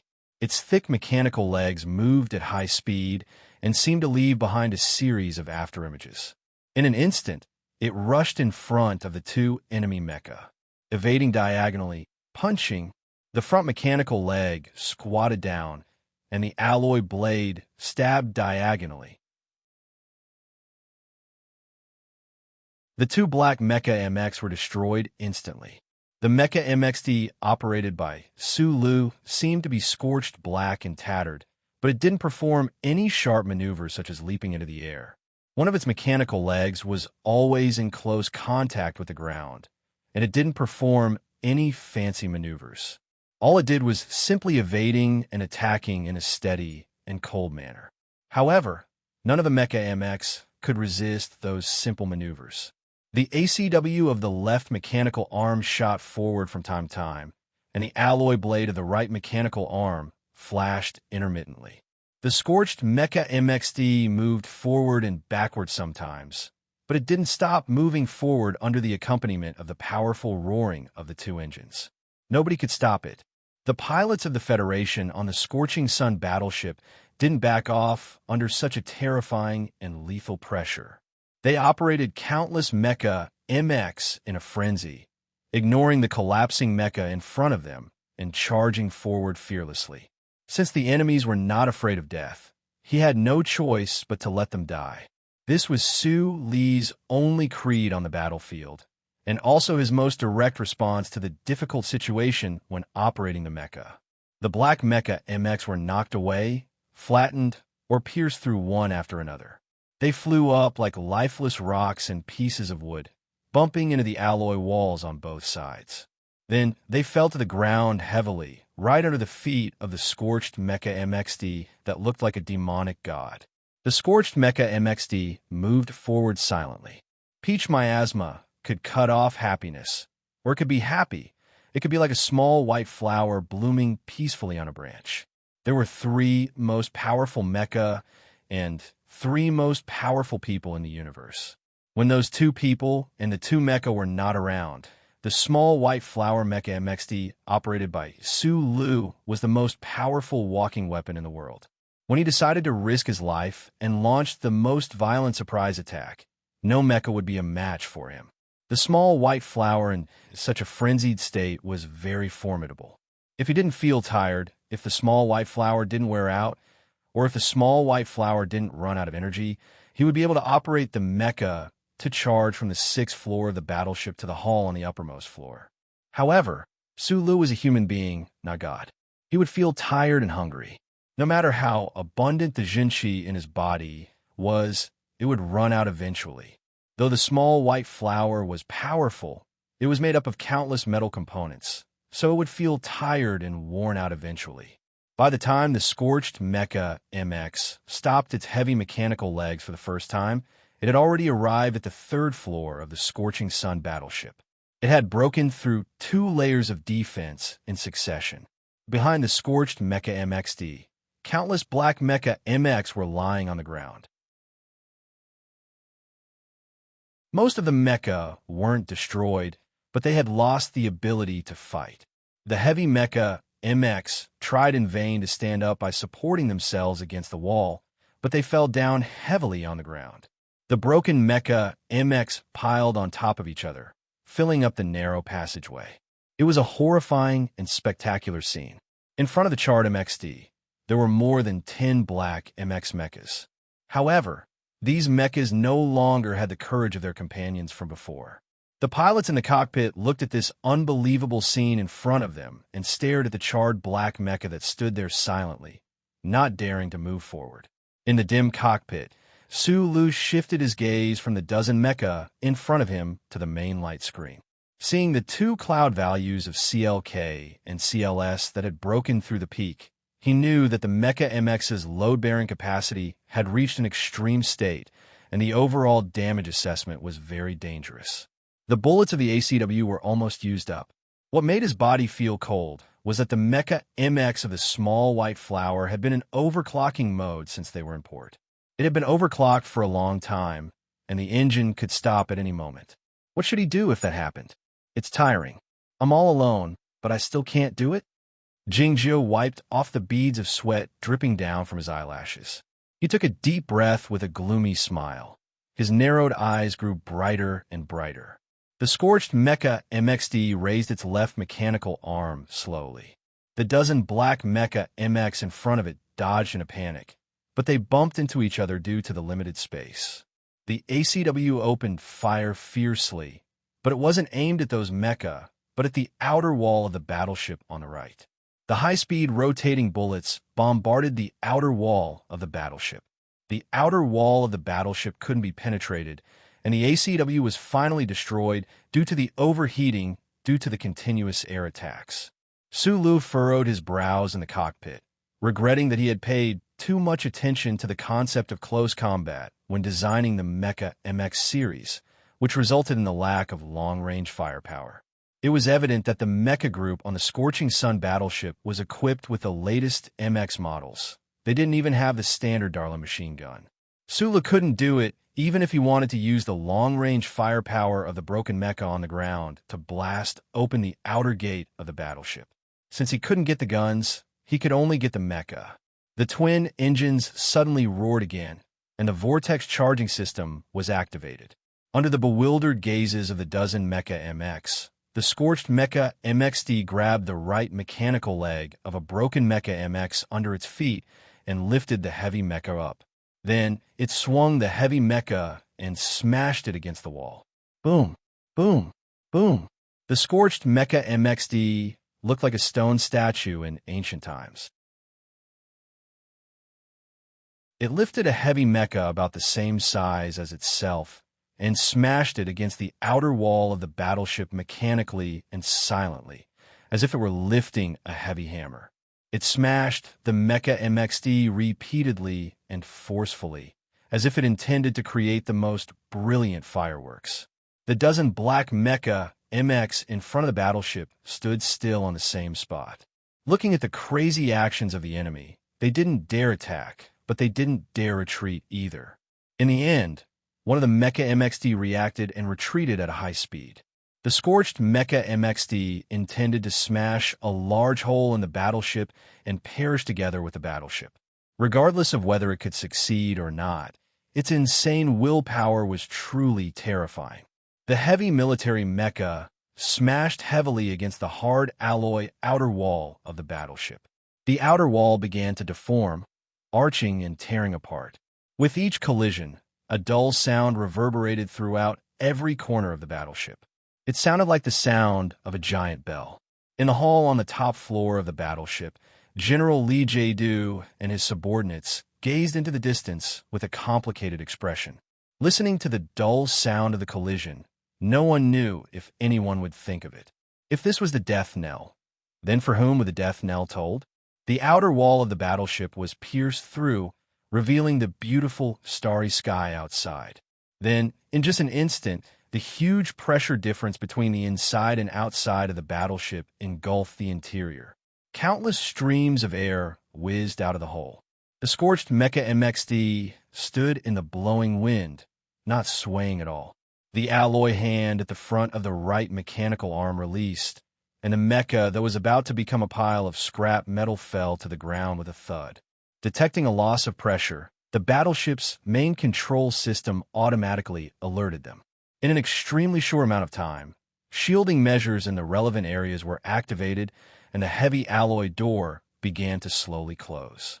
Before the door in front of them closed, the Mecha MXD's engine roared, and it rushed over like lightning. Then, with a crisp self-check sound, the shutdown sequence was completed. Just as the CLK value of the Mecha MXD was about to explode, Sulu completed the automatic shutdown of the Mecha as quickly as possible to avoid a passive explosion.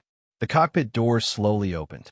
Sulu removed the simulation system from his body, put on the tattered and blood-stained sports coat again, and jumped down.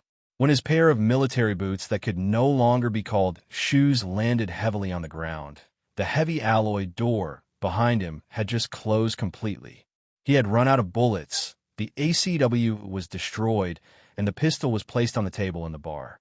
Sulu pulled out a sharp military knife from his boots, held it in his hand, and walked quickly towards the end of the corridor. He walked towards the front.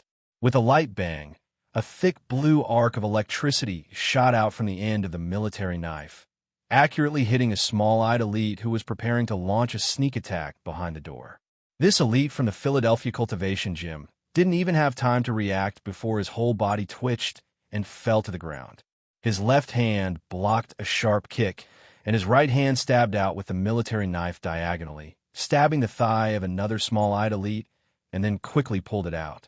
Sulu didn't even look at the opponent, who was bleeding profusely, and continued to move forward. The sharp tip of the military knife cut through the air, following the opponent's fist, and suddenly there was a thin red line on the opponent's wrist.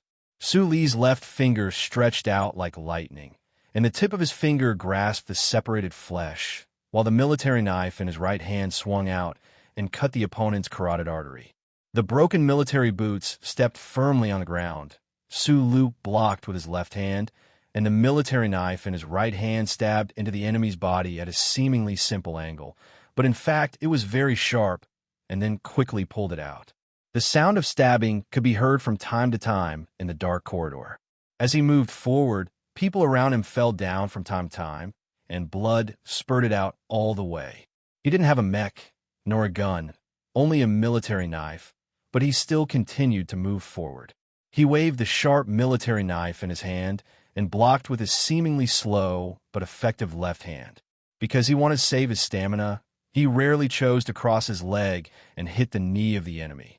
He just silently dragged his tired body to assassinate the seemingly endless enemies.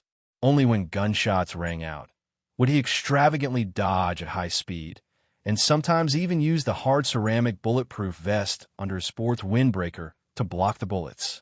His movements didn't slow down, because slow meant danger or even death, but he could clearly feel that the 10 postures that he had practiced since he was a child were now becoming more and more stiff.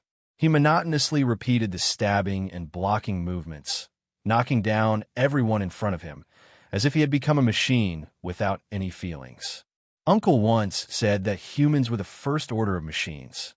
The current Sulu might really be able to prove this mysterious statement, but even a machine would feel tired. He ran 170 kilometers in the mountains, fought against the Iron 7th Division for half a day with the ACW, broke into the pub to force the Federation president to accept a trial, ran to the western suburbs, flew to Harbor City, and then came here. Sulu forgot how many hours he hadn't slept. He only remembered that he hadn't eaten anything except for the last 2 cold dumplings that he had snatched from Lu Jiao. Extreme fatigue, numbness in his fingers caused by the loss of blood, and exhaustion of true qi without energy replenishment. His body began to tremble slightly because of the excessive creatine, but it was not a wonderful sign before the tremor divine art was about to show its power again. Whoosh! The whistling sound broke through the air. Sulu frowned and found that the military knife in his right hand stabbed nothing for the first time, because there were no enemies in front of him.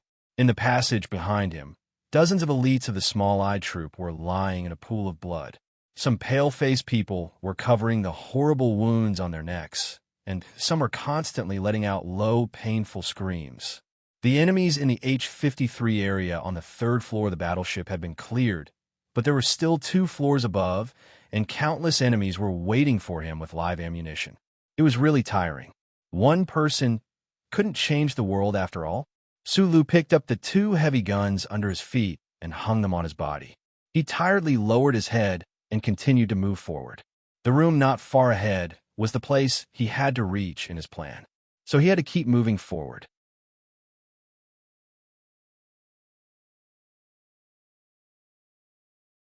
Chapter 983. Su Li's initial dream in life was to become a mechanical support officer on a Federation battleship.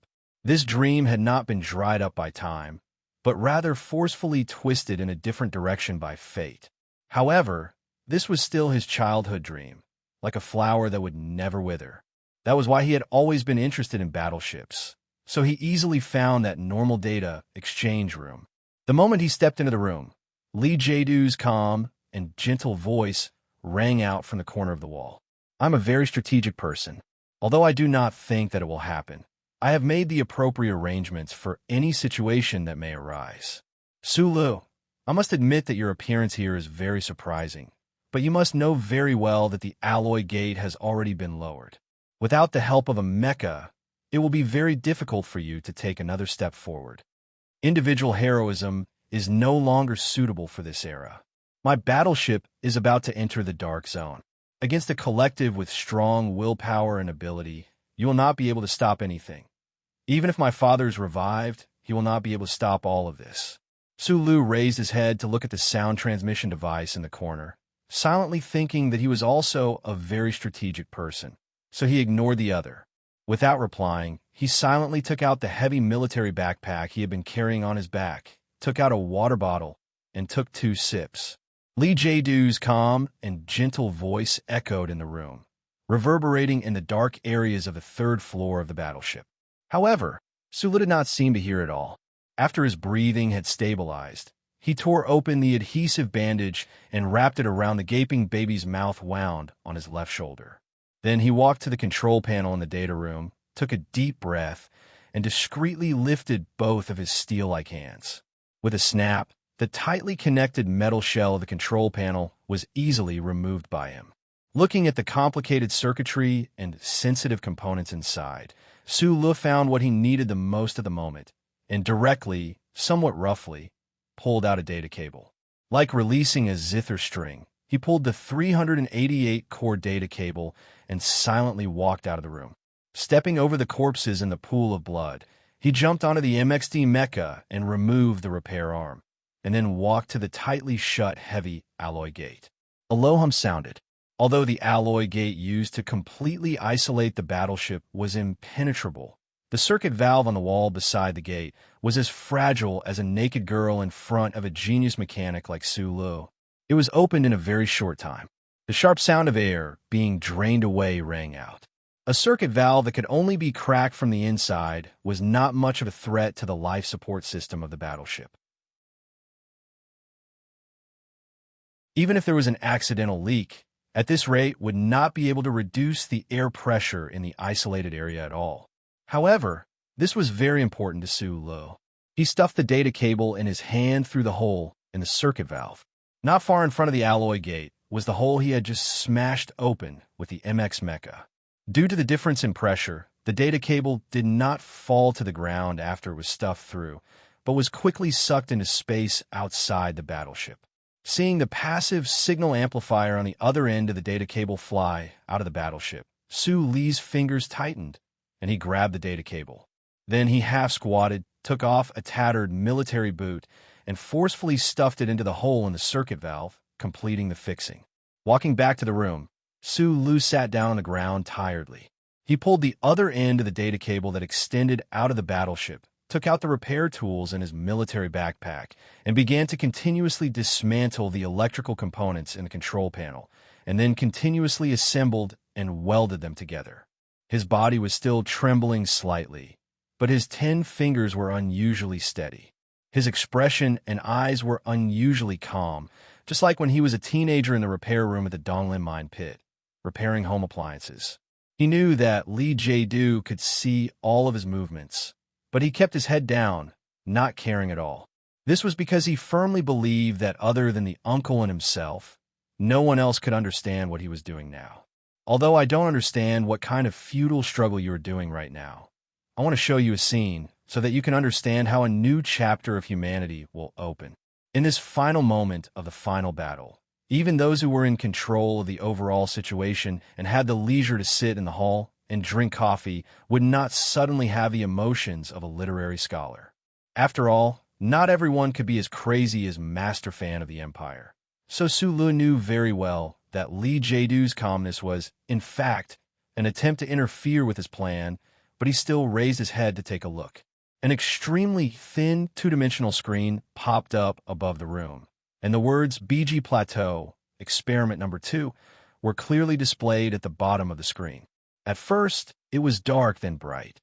A terrifying wave spread out from the depths of the plateau, and the earth began to shake uneasily.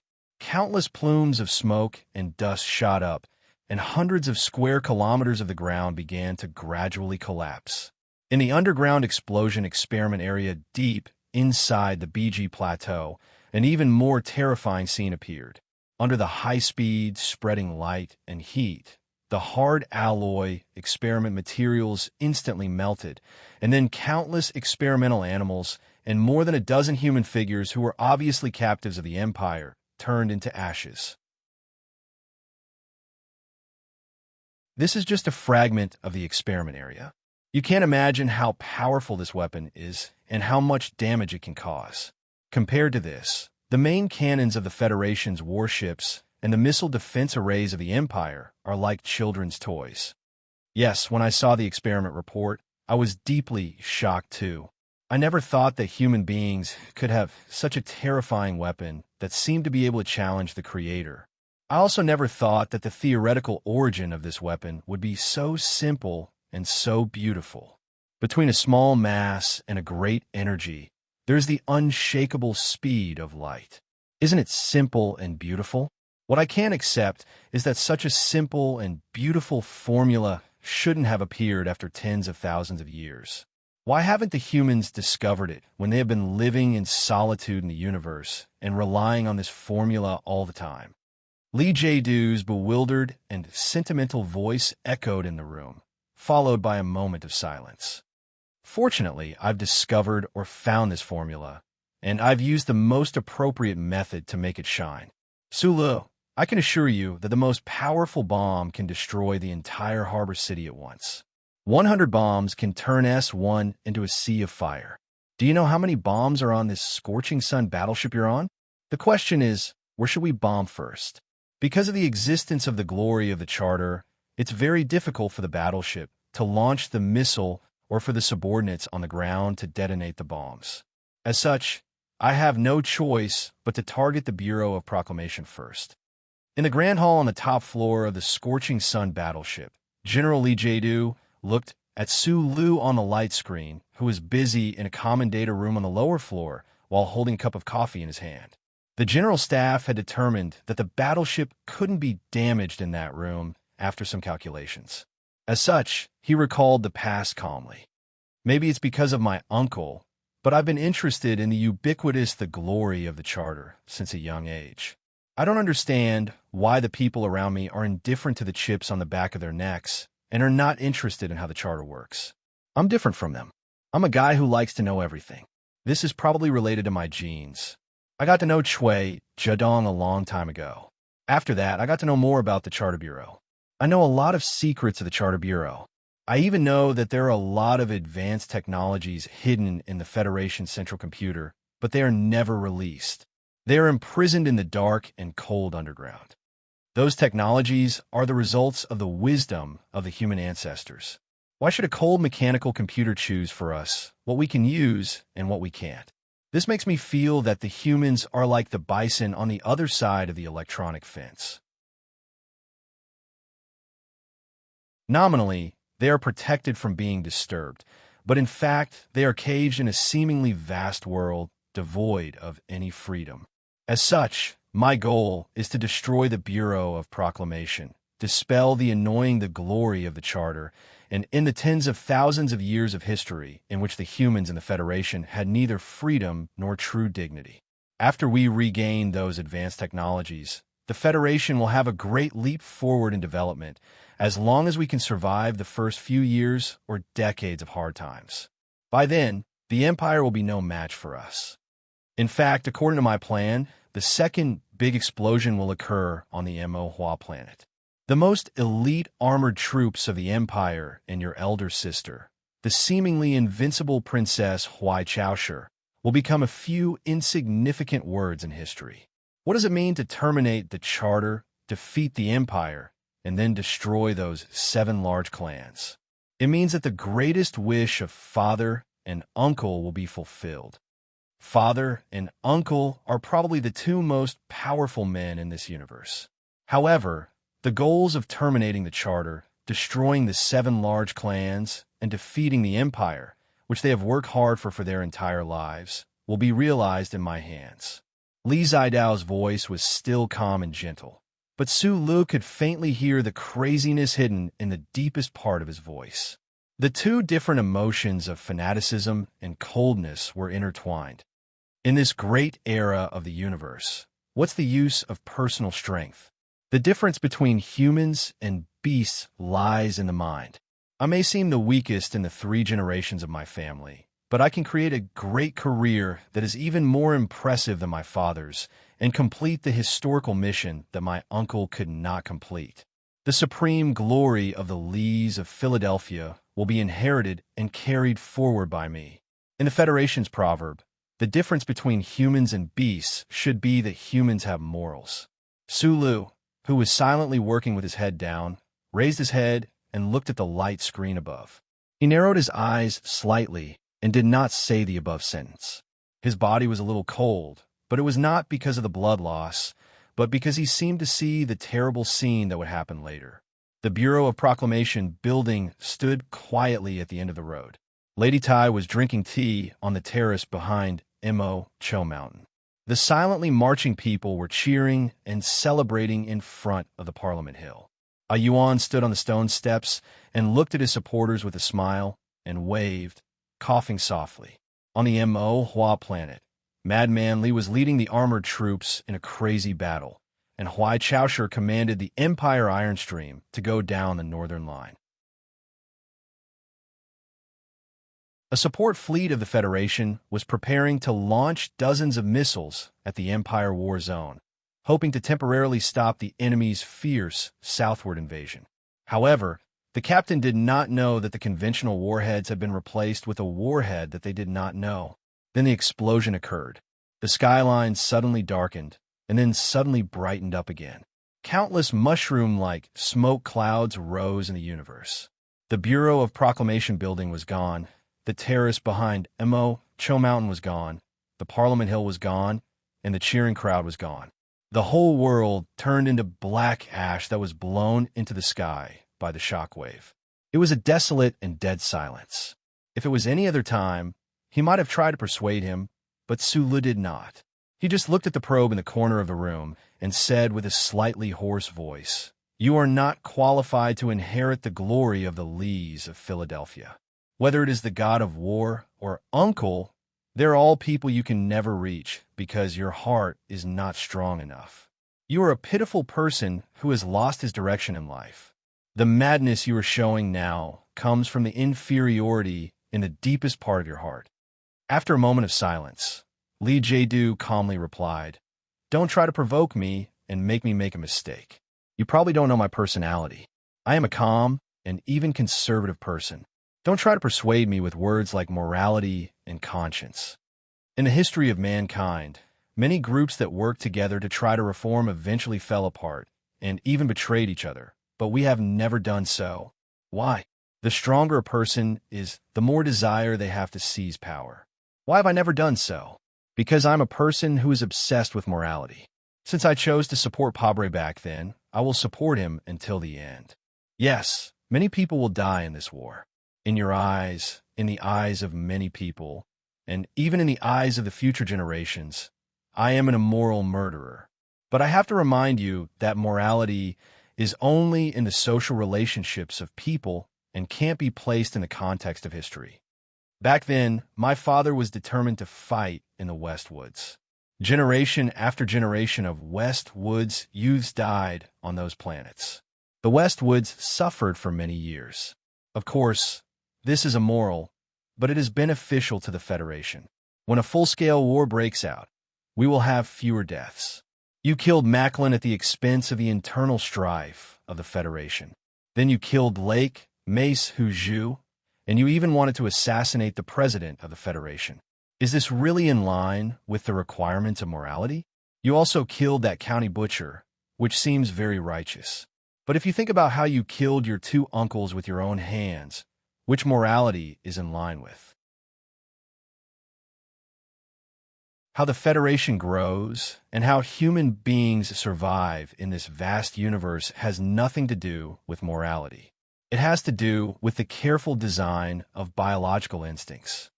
Sulu, people like you and me should know very well that morality is only a placebo to satisfy one's spiritual world. It cannot affect one's behavior and choices. If there is no morality before the big picture, would you still describe me with things like selfishness and power? Lee Jae-do continued coldly. What I want is not glory and wealth. What I want is not power in the literal sense. What I want is to find a hand that can point the way. Do you know why we call every star in the center of a galaxy the sun? Because in the distant past, when human beings lived in a galaxy, they only had one star, and that was the sun. Tens of thousands of years of space exploration have long proven that human beings can only live in a galaxy with only one star. By the same principle, in order to lead the confused or ignorant people in this dangerous space to unite and firmly walk toward the unknown future, human society must have only one powerful leader, a leader like the sun. I once thought that that person was Pabre, but I did not expect that at the last moment, my friend still could not get rid of the false and cheap morality. I was very disappointed when you and those scavenger eagles raised their hands in surrender. Then, I was forced to stand at the very front of the team. I have no interest in being the so-called leader of humanity, but now I realize that no one other than myself is qualified to take on this heavy responsibility. Fortunately, I firmly believe that I will not go in the wrong direction. The human society under my leadership will not go in the wrong direction either. Sulu raised his head to look at the peeking out from the corner and said in a slightly hoarse voice, "You are truly an incomparably narcissistic madman. I really do not understand where your so-called confidence that you will not go in the wrong direction comes from." Lee Jae-do's calm and gentle voice sounded in the room. When you stand in the mountains behind Feicheng City, you will see continuous drizzle in spring and dark clouds all day long in autumn. You will often not see the sun, but neither the dark clouds nor the drizzle can cover the light of the sun forever. It will fall at night and appear strong the next morning. Day after day, year after year, it has never doubted that it is walking on the right track, just like me. As his voice fell, the most powerful experimental nuclear explosion appeared on the screen. In a remote galaxy in the distant universe, a nuclear bomb violently exploded. Countless rays of light and heat suddenly spread into a blazing fireball, instantly making the star in the center of the galaxy particularly dim until it was completely covered, as if it was the real sun. In the tavern, Sulu once said to President Pabre, "Maybe we can't change the world, but we can't let this F***king world change me either." Is it really impossible for one person to change the world? Is it really impossible for one person to do it? However, no matter how tired he was and how hopeless it seemed, he would not give up. The word "give up" had never been in his dictionary, especially after seeing the terrifying nuclear explosion scenes. Although his body was cold, his will became firmer. Why couldn't one person change the world? Change history? He firmly believed that he could do it because at this moment he had to do it. So he no longer looked up at the nuclear explosion scenes, no longer listened to Lee Jae-do's leisurely narration with a space opera accent. He lowered his head and quickly carried on with his work without being disturbed. After returning to the Federation from the Empire, in response to the strange reaction of the Baiki Plateau, in response to the terrifying inference that had now become a fact, Philip and he had made a very strict plan. However, because they did not expect that Lee Jae-do could actually fight against the glory of the Charter, those plans had to be adjusted. A very dangerous adjustment. The tool knife rotated for the last time, and a simple pulse signal collector was completed. He quickly connected the collector to the other end of the data cable, and then rolled up his left sleeve. His fingers slowly stroked the metal bracelet on his wrist, feeling the slight touch of the two lines of words. The surface of the bracelet was like flowing mercury, highlighting extremely fine lines. Then, following the lines, the bracelet cracked, revealing the intricate and delicate structure inside. The extremely fine metal wire was strung with a slightly bright chip, glowing faintly with a beautiful light, like dazzling stars strung together by starlight. Every star was a sun.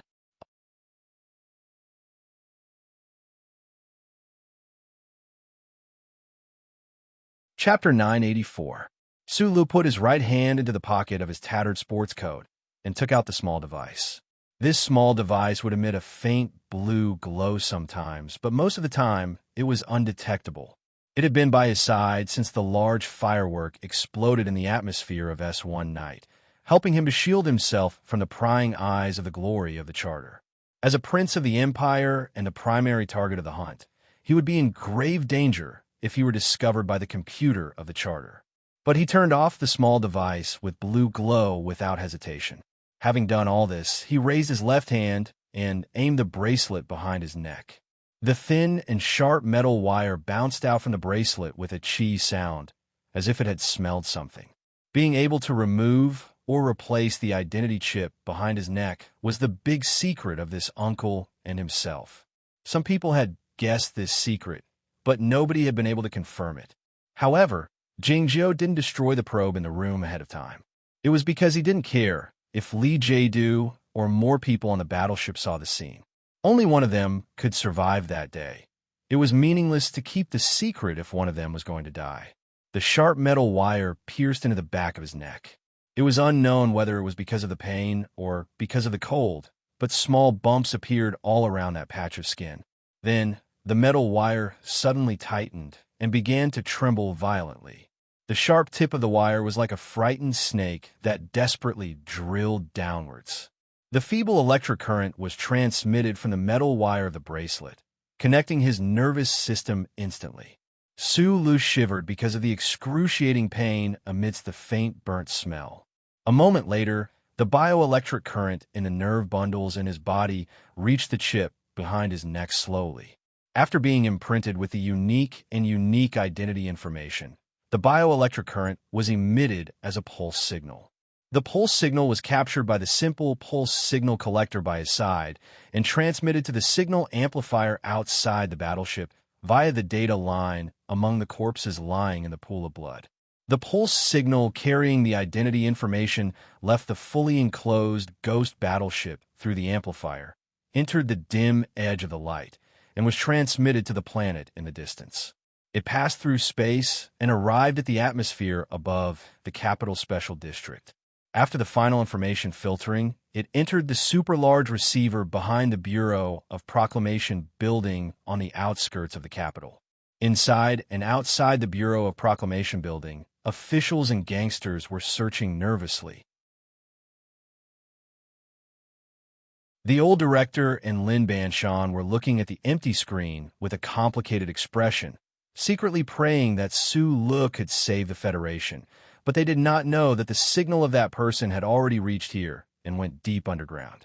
In the spacious, dark space below the ground, on the enormous two-dimensional light beam, an indifferent, emotionless eye appeared in the middle of the dark green data streams that flowed quietly like a waterfall. Then the cold, mechanical voice of electronic synthesis echoed. Citizen number, SLAT 5102000431X. Information node recaptured. Name, Sulu. Warning, anomaly number 72 activated. Response, take the initiative to establish contact and try to locate it. If the target refuses, we will establish an observation system and submit a report for the government to handle. Correction, confirmed as the first sequence to eliminate the target. Try to attack. The control panel was dismantled, and all kinds of data lines and electronic components were exposed. It was a mess. Sulu sat calmly in the mess, lowered his head, and murmured, I am now under your control. If you want, you can kill me at any time. I don't know if you understand the meaning of sincerity now. If you do, then you should feel my sincerity." At this time, he recalled many scenes of the past. The epileptic black dream in the hospital, the line structure diagram, and a naked beauty in his left eye, the asterisk in the Fox Fortress Space Prison, the omnipotent view of the Peace Foundation building in the 4 states surrounding the mountains, the battlefield in the 3320 forest that was like a shooting game, of course, the chat in the underground sewer, and the deep sadness when he felt that the other person no longer existed that autumn. In the years after leaving Donglin, Su Lu chatted with the other person and fought side by side. In a sense, they were the closest companions. However, one day later, he suddenly and sadly became the target that the other person had to kill. Because the federal central computer that he used to call Old Thing had lost its soul, and he had become a person of the Empire. Reimplanting the chip and taking the initiative to let the glory of the charter capture him was equivalent to offering his life to the cold federal central computer with both hands. However, just as he thought when he was first captured by Huai Chaoshi when he killed his way into the Empire, sometimes suicide was also a kind of battle. After a long time or a short time, Sula did not hear the mechanical inquiry that he expected. After a moment of thought, he closed his eyes tightly and asked, "Establish active contact. Do you accept?" Back then, the other person said this sentence first. With a muffled bang, Su Li's mind exploded. Countless colorful and black and white images poured into the black space of consciousness. The magnificent red rocks of S3, the snowy peaks by Lake Feiqing, the 5460 Luling, the beautiful girl, the complicated structural blueprints, and then the endless, brilliant, starry sky. In an extremely short period of time, these countless images once again broke apart, scattering into dense, dust-like light spots. They rotated at high speed or rushed out in the space of consciousness until they finally faintly disappeared into the distance, turning into a pure black world. It was a wonderful black dream that he had not had for a long time. Su Lu slowly opened his eyes and looked at the existence in the black dream of his left eye that was walking towards him. It was the old butler in a black suit. He almost blurted out the words, "Old Thing," but he swallowed it back when he saw the expressionless face of the other person. The federal central computer was still an old butler. It did not bow slightly and humbly like it did many years ago when it first entered Su Li's mind. It did not politely ask if there was anything that I could help you with. It also did not use the authentic ancient aristocratic accent to squeeze out the ancient letters with its nose. "May I help you, sir?" After establishing active contact, it just looked at Su Lu calmly. "We'll talk about my matter later.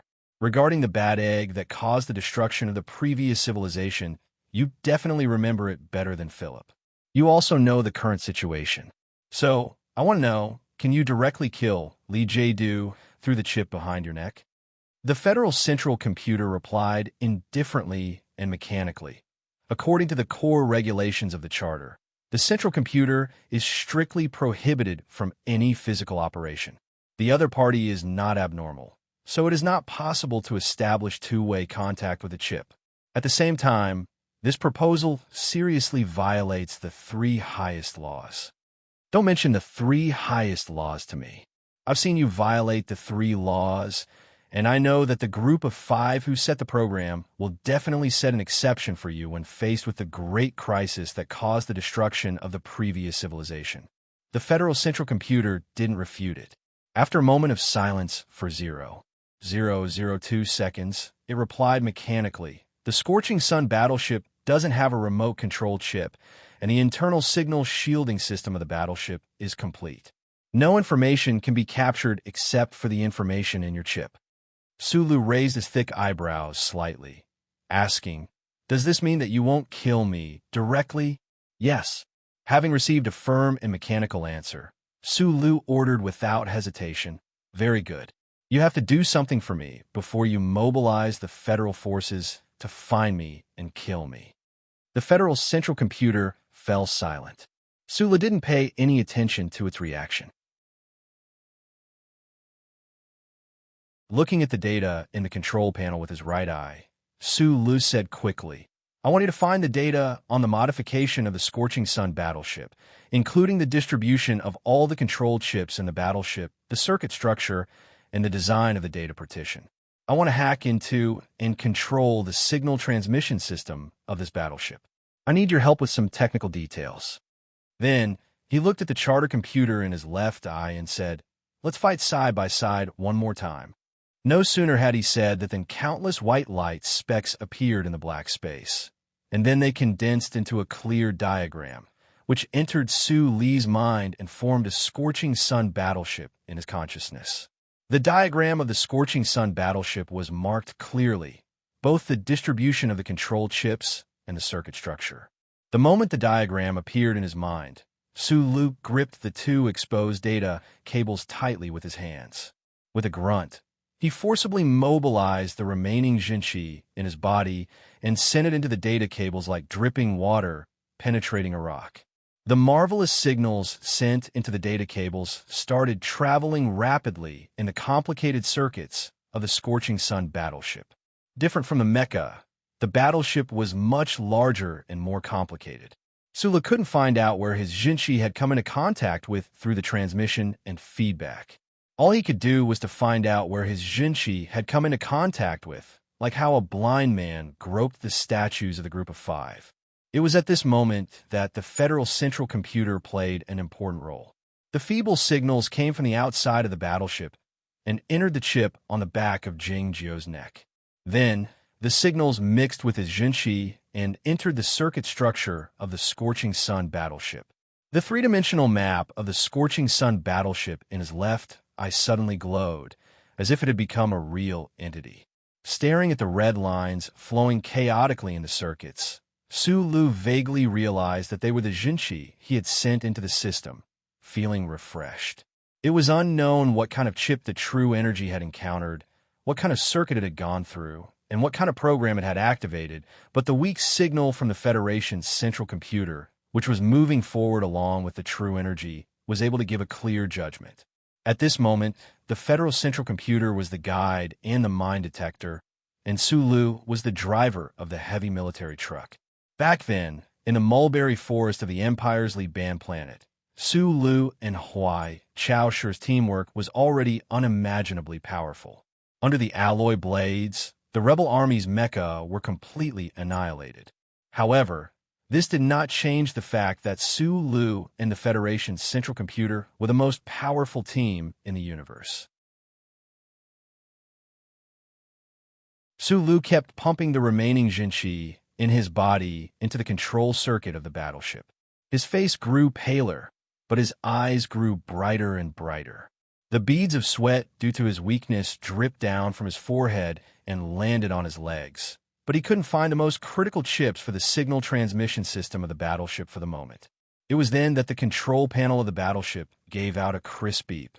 The Scorching Sun battleship has entered the crack in the dark zone. Entering the crack in the dark zone of the glory of the charter meant that the Scorching Sun battleship had gained true freedom. It didn't have to sneak around like a ghost wearing countless layers of armor. After this important news was confirmed, a wave of applause and cheers broke out on the battleship, which was nervous because of Su Li's intrusion. Some officers even threw their military caps into the sky in excitement.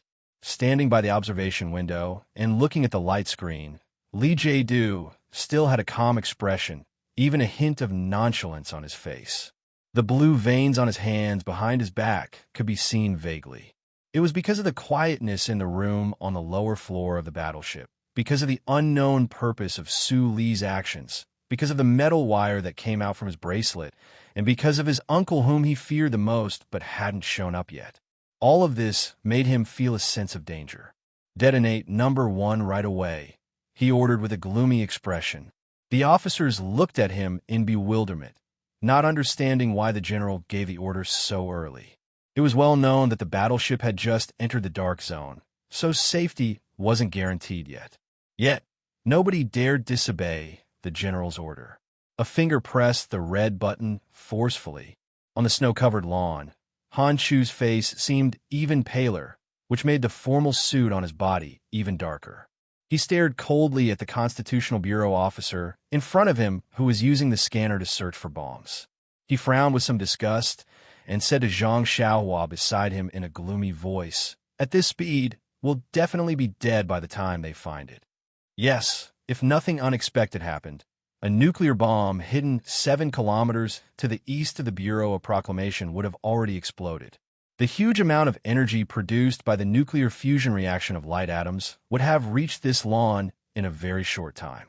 The terrifying radiation and extreme heat would have instantly turned their bodies into charcoal, or more likely, a few puffs of smoke.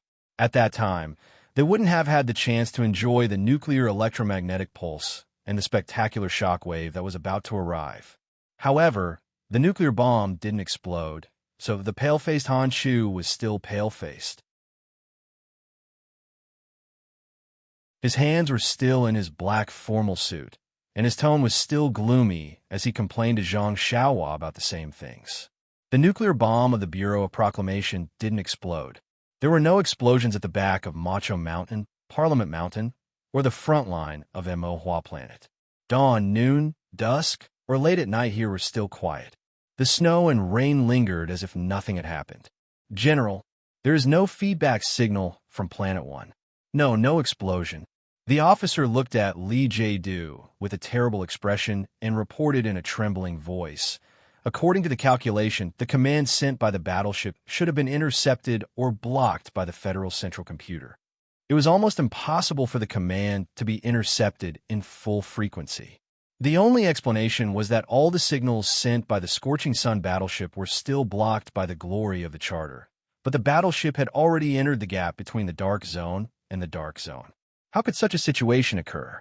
Only when the battleship was located precisely by the Federal Central Computer would the glory of the Charter be able to mobilize unlimited resources to block the signals precisely in the airspace where the battleship was located.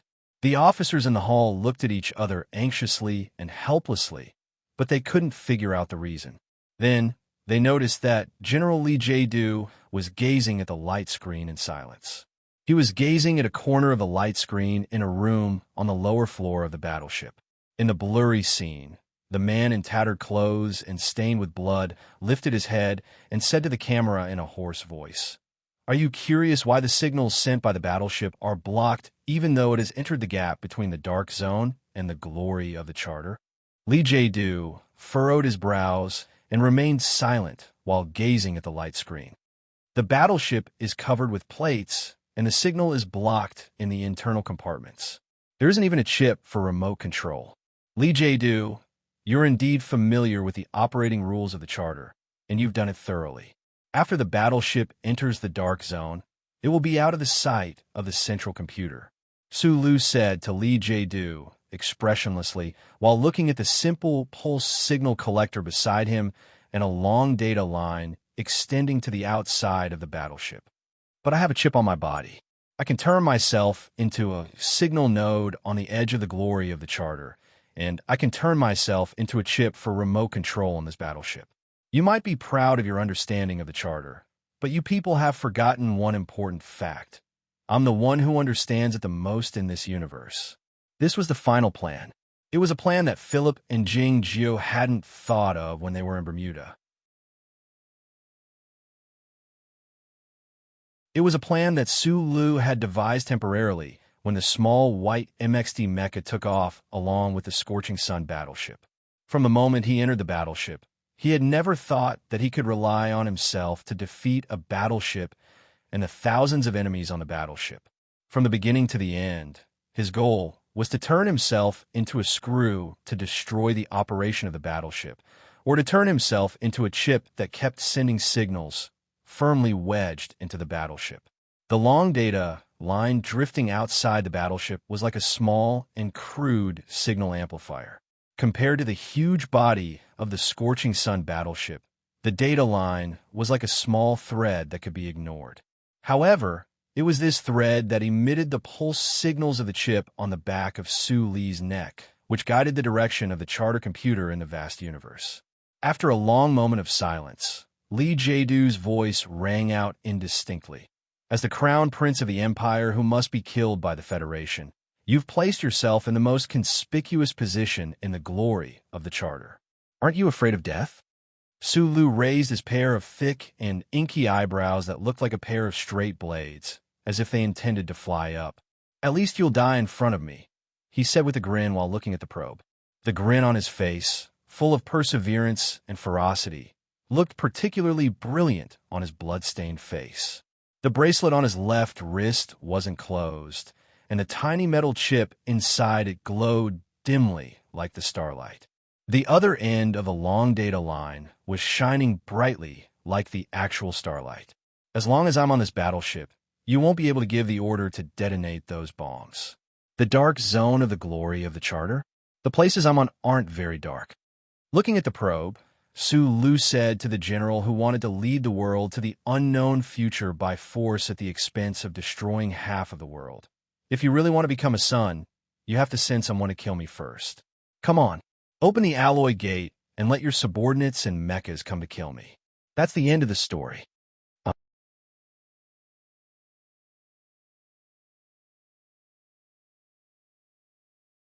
Chapter 985. There was dead silence in the hall. Many people, including the commander of the Smallite Special Forces, felt a little strange because what Sulu said was indeed what they should do the most. No matter how strong this man was at this point in the fierce battle, anyone could see that he was already so tired and weak that he was about to collapse. Moreover, that charred Black MXT mecha was obviously no longer fit for battle. In that case, how could close to 1,000 Federation soldiers not be able to kill a single person? However, Lee Jae-do did not seem to think so. He looked at the light beam in silence, and his furrowed eyebrows gradually relaxed. He said expressionlessly, "Colonel Sulu, you have never been an excellent battlefield commander. Are you still hoping to lure me into your trap with such a childish tactic at this moment?" The gap of the Xinjiang Dark Zone is like a deep valley. Light occasionally shines in, but most of the time, the area is still dark. The warship is now traveling in such a valley. As long as the warship continues to move forward and enter the depths of the valley, the information node at the edge of the light will be separated from the fan-shaped diffusion of the chip pulse signal on your body. The Federal Central Computer will never be able to find you again. Information node? Remote control chip? No, you will become a lonely black ship floating in the dark ocean. If that is the case, why should I risk opening the alloy gate and send the last of the mecha and the precious lives of the soldiers to kill you? Of course, you can also call me a coward. Lee Jae-do directly exposed Su Lee's so-called trump card with faint mocking words, but only he knew that the last sentence was not only mocking, but also true.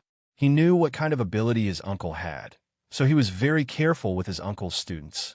It was this kind of conservative caution that directly overturned Su Lee's overall plan at the most critical moment. In his original plan, as long as Lee Jae-do misjudged the situation and opened the heavy alloy gate that was open one way and sent the mecha group and soldiers to kill him, then he would do whatever it took to capture a mecha in the shortest amount of time, then break through 3 levels of the warship, break into the hull, and directly blow Lee Jae-do to pieces.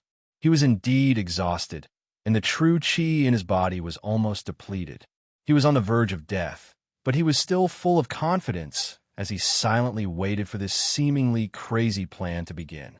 Because he was on the brink of despair, he didn't really enter a desperate situation. The exhausted him had fought until now, and he hadn't really started to fight with his life on the line. When Sulu began to fight with all his might, how ruthless and terrifying would he be? The gang leader of Hushi Prefecture who had died under the sharp, abandoned hydraulic pipe when he was 10 years old knew about it. The young officers of the 2nd Military Region who had died in the underground parking lot of Linhai Prefecture Gymnasium knew about it.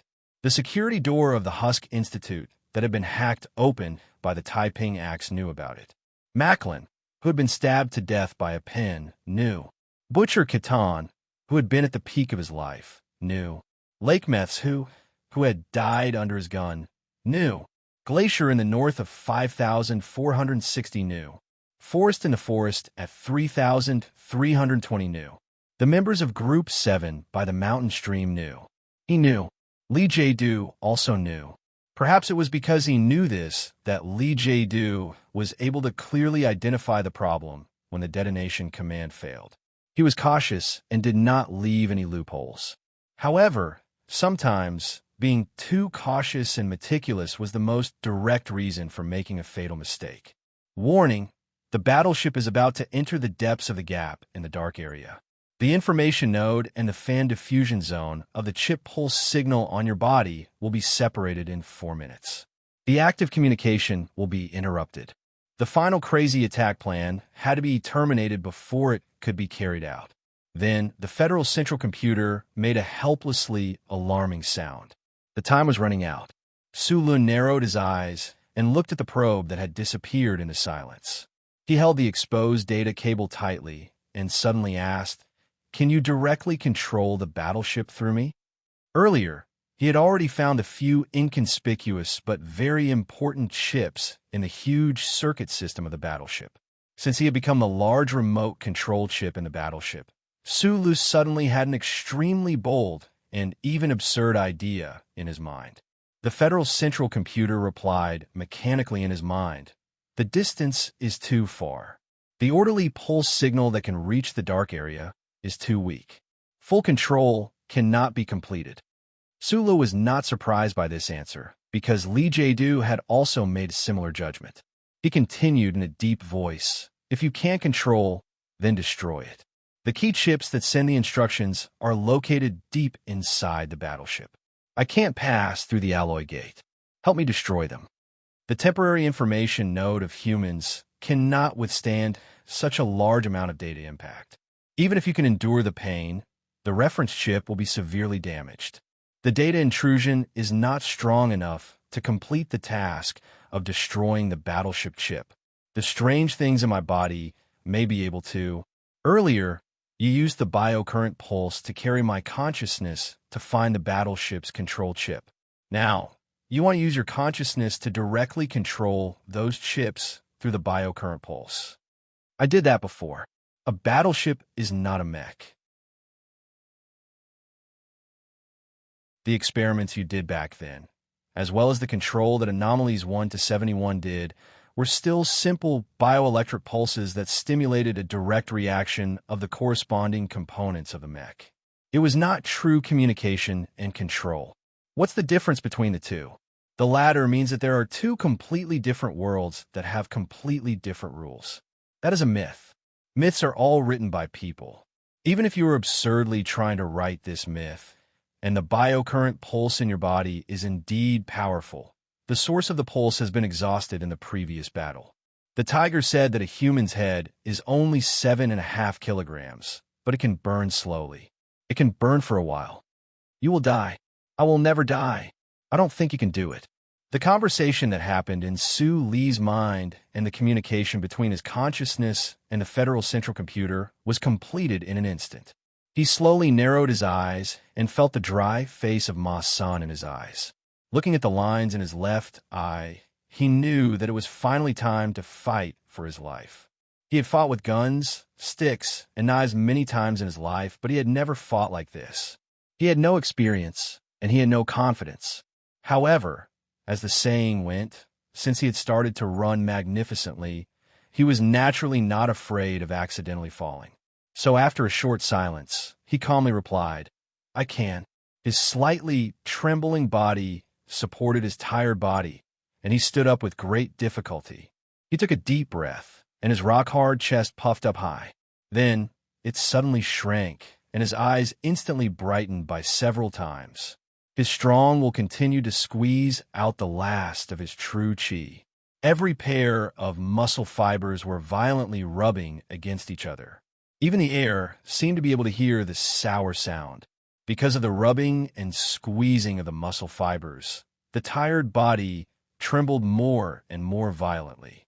And it was also this familiar trembling that the burning power inherited from the bloodline and the perseverance accumulated for decades instinctively seeped out and then gathered into streams, rivers, and seas.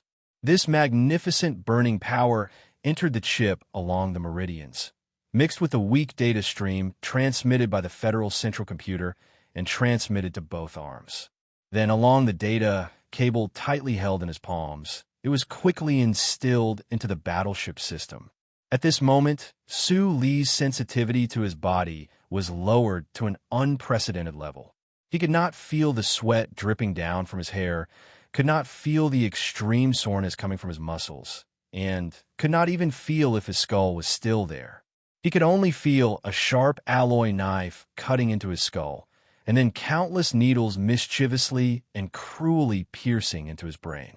The most recent, most direct, most clear, and most unbearable pain was so terrifying. At this moment, he finally understood what the Federal Central Computer meant by myth. He finally understood that controlling a battleship and opening the cockpit door of a mecha were two completely different things. He finally understood how difficult it was for a human consciousness to cross the two worlds. He closed his eyes tightly in pain. His brows were furrowed so tightly that they were about to burst. His hands holding the data cable were still unwilling to let go. Between his dry lips, a violent and stubborn roar suddenly burst out. Boom! It was as if a nuclear bomb had exploded in his brain. The cruel pain caused by the countless needles vanished instantly, leaving behind only a patch of darkness. There were countless bright or dark lines in the darkness. These lines were straight or curved, following the perfect artificial geometry. Small dots of different colors and brightness appeared where they intersected. His awareness seemed to be floating among these lines and light dots. It was so light that it seemed weightless. It could violate the basic rules of physics, such as inertia and acceleration at will. It could fly in the air with the whistling sound, and it could be imagined that it could wander in the air with the accompaniment of flowing water. It was like the Creator who was traveling freely in the universe. His awareness gazed at the lines and light dots around him through the Creator's perspective in bewilderment and bewilderment. His awareness moved backward swiftly with a whoosh. If he were in the real universe, he would have drifted backward by at least 100 miles in an instant. His field of vision suddenly widened, and the countless lines and light dots finally revealed the shape of the Great Wheel Corridor. It was the Scorching Sun battleship. It was the data hologram of the Scorching Sun battleship, which had no body, no gate, and no physical existence. A similar data structure had appeared in his left eye earlier. However, the battleship in front of him, which was composed of lines and light dots, looked so vivid and vivid. Every line emitted a faint wave, as if it existed in a real space. Looking at the few white light dots among the closely woven lines, Su Lu had a marvelous feeling. It was probably because his brain had become a computing node in the charter network, or it was because of the mystical connection between the real world and the electronic world. Though he wasn't sure what the few white light dots were, he was certain that they were the chips he was looking for. In the real world, he took a deep breath and channeled all the scorching energy in his body into the two data cables he held tightly in his hands. In the world of his mind, two red waves followed the complicated lines and blasted towards the few white light spots. A chip in the control panel of the command hall of the Scorching Sun battleship was melted by the high temperature, giving off a crisp cracking sound. Green smoke came out through the cracks of the control panel. In the 588p isolation zone of the battleship, a signal transmission amplifier was attacked by a large amount of redundant data in a short time. It fell silent after 2 screeches. Warning: the system is under attack. Level 1 warning: the firewall is down. The shrill warnings started going off in the battleship. The cold electronic synthesized voice kept on reporting that a switch box was damaged severely. A chip was down due to the overload attack, and a chip was completely melted. Looking at the smoke popping up from the control panel and listening to the alarms and damage reports that were ringing nonstop, the soldiers inside the warship could not imagine what had happened at all. They did not know where the enemy was, and they could not understand why so many faults had occurred when the man in the room on the light beam was merely holding 2 data cables in a quack's pose. The signal transmission system of the Scorching Sun battleship is damaged severely. It can't be repaired and restarted. Manually shut down the system to avoid interfering with the normal operation of other systems on the battleship. The result of the damage assessment, given by the electronic, synthesized voice of the central computer of the battleship, made everybody turn pale. They stared at the trembling man on the light screen with his eyes closed, as if they were looking at a ghost wandering in the system. Lee Jae-do stared at the light screen coldly while gripping the back of the chair with his right hand. He tried his best to suppress the shock, anger, and bewilderment in his heart. He scolded coldly, "Sulu, I don't care how many strange and wicked methods you have learned from Yufeng, but you shouldn't forget that this battleship still has thousands of nuclear bombs. Unless you can let the charter computer hack into the chip and kill me directly, my battleship will still be able to pass through the dark zone and come back to the base after bypassing the sun. The final victory will still belong to me." On the light screen, Sulu was still trembling violently with his eyes closed while holding the data cables tightly. A great deal of sweat seeped out from his pores, soaking the hard ceramic bulletproof vest and the thick sport coat. He looked extremely weak, even fragile. He looked like a statue built by a naughty child by the seashore with wet sand that would fall apart into the sand at any moment without being blown by the wind. He opened his eyes slowly. His eyes were exceedingly bright, but his pupils contracted eerily. It was impossible to tell where they were focused on. Though he was looking at the probe in the corner, he seemed to be looking at a distant star or a different world, or someone who looked like him was in a different world at the moment. "You can detonate the nuclear bomb to turn this battleship and your ambition and mine into ashes, but I know you won't do so.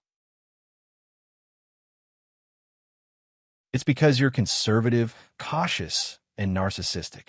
No matter how desperate the situation is, you'll always think you have a trump card that can solve the problem. Can I consider this temperament as being afraid of death under certain circumstances?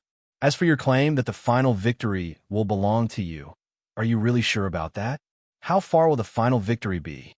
Do you think the story will end like this? That I will go far away, and you will wander in the universe with this battleship loaded with nuclear bombs, and then chase and counter-chase? You're tuning in to the Warrior Lore YouTube channel. Don't forget to subscribe and join us on this journey to catch the most captivating stories.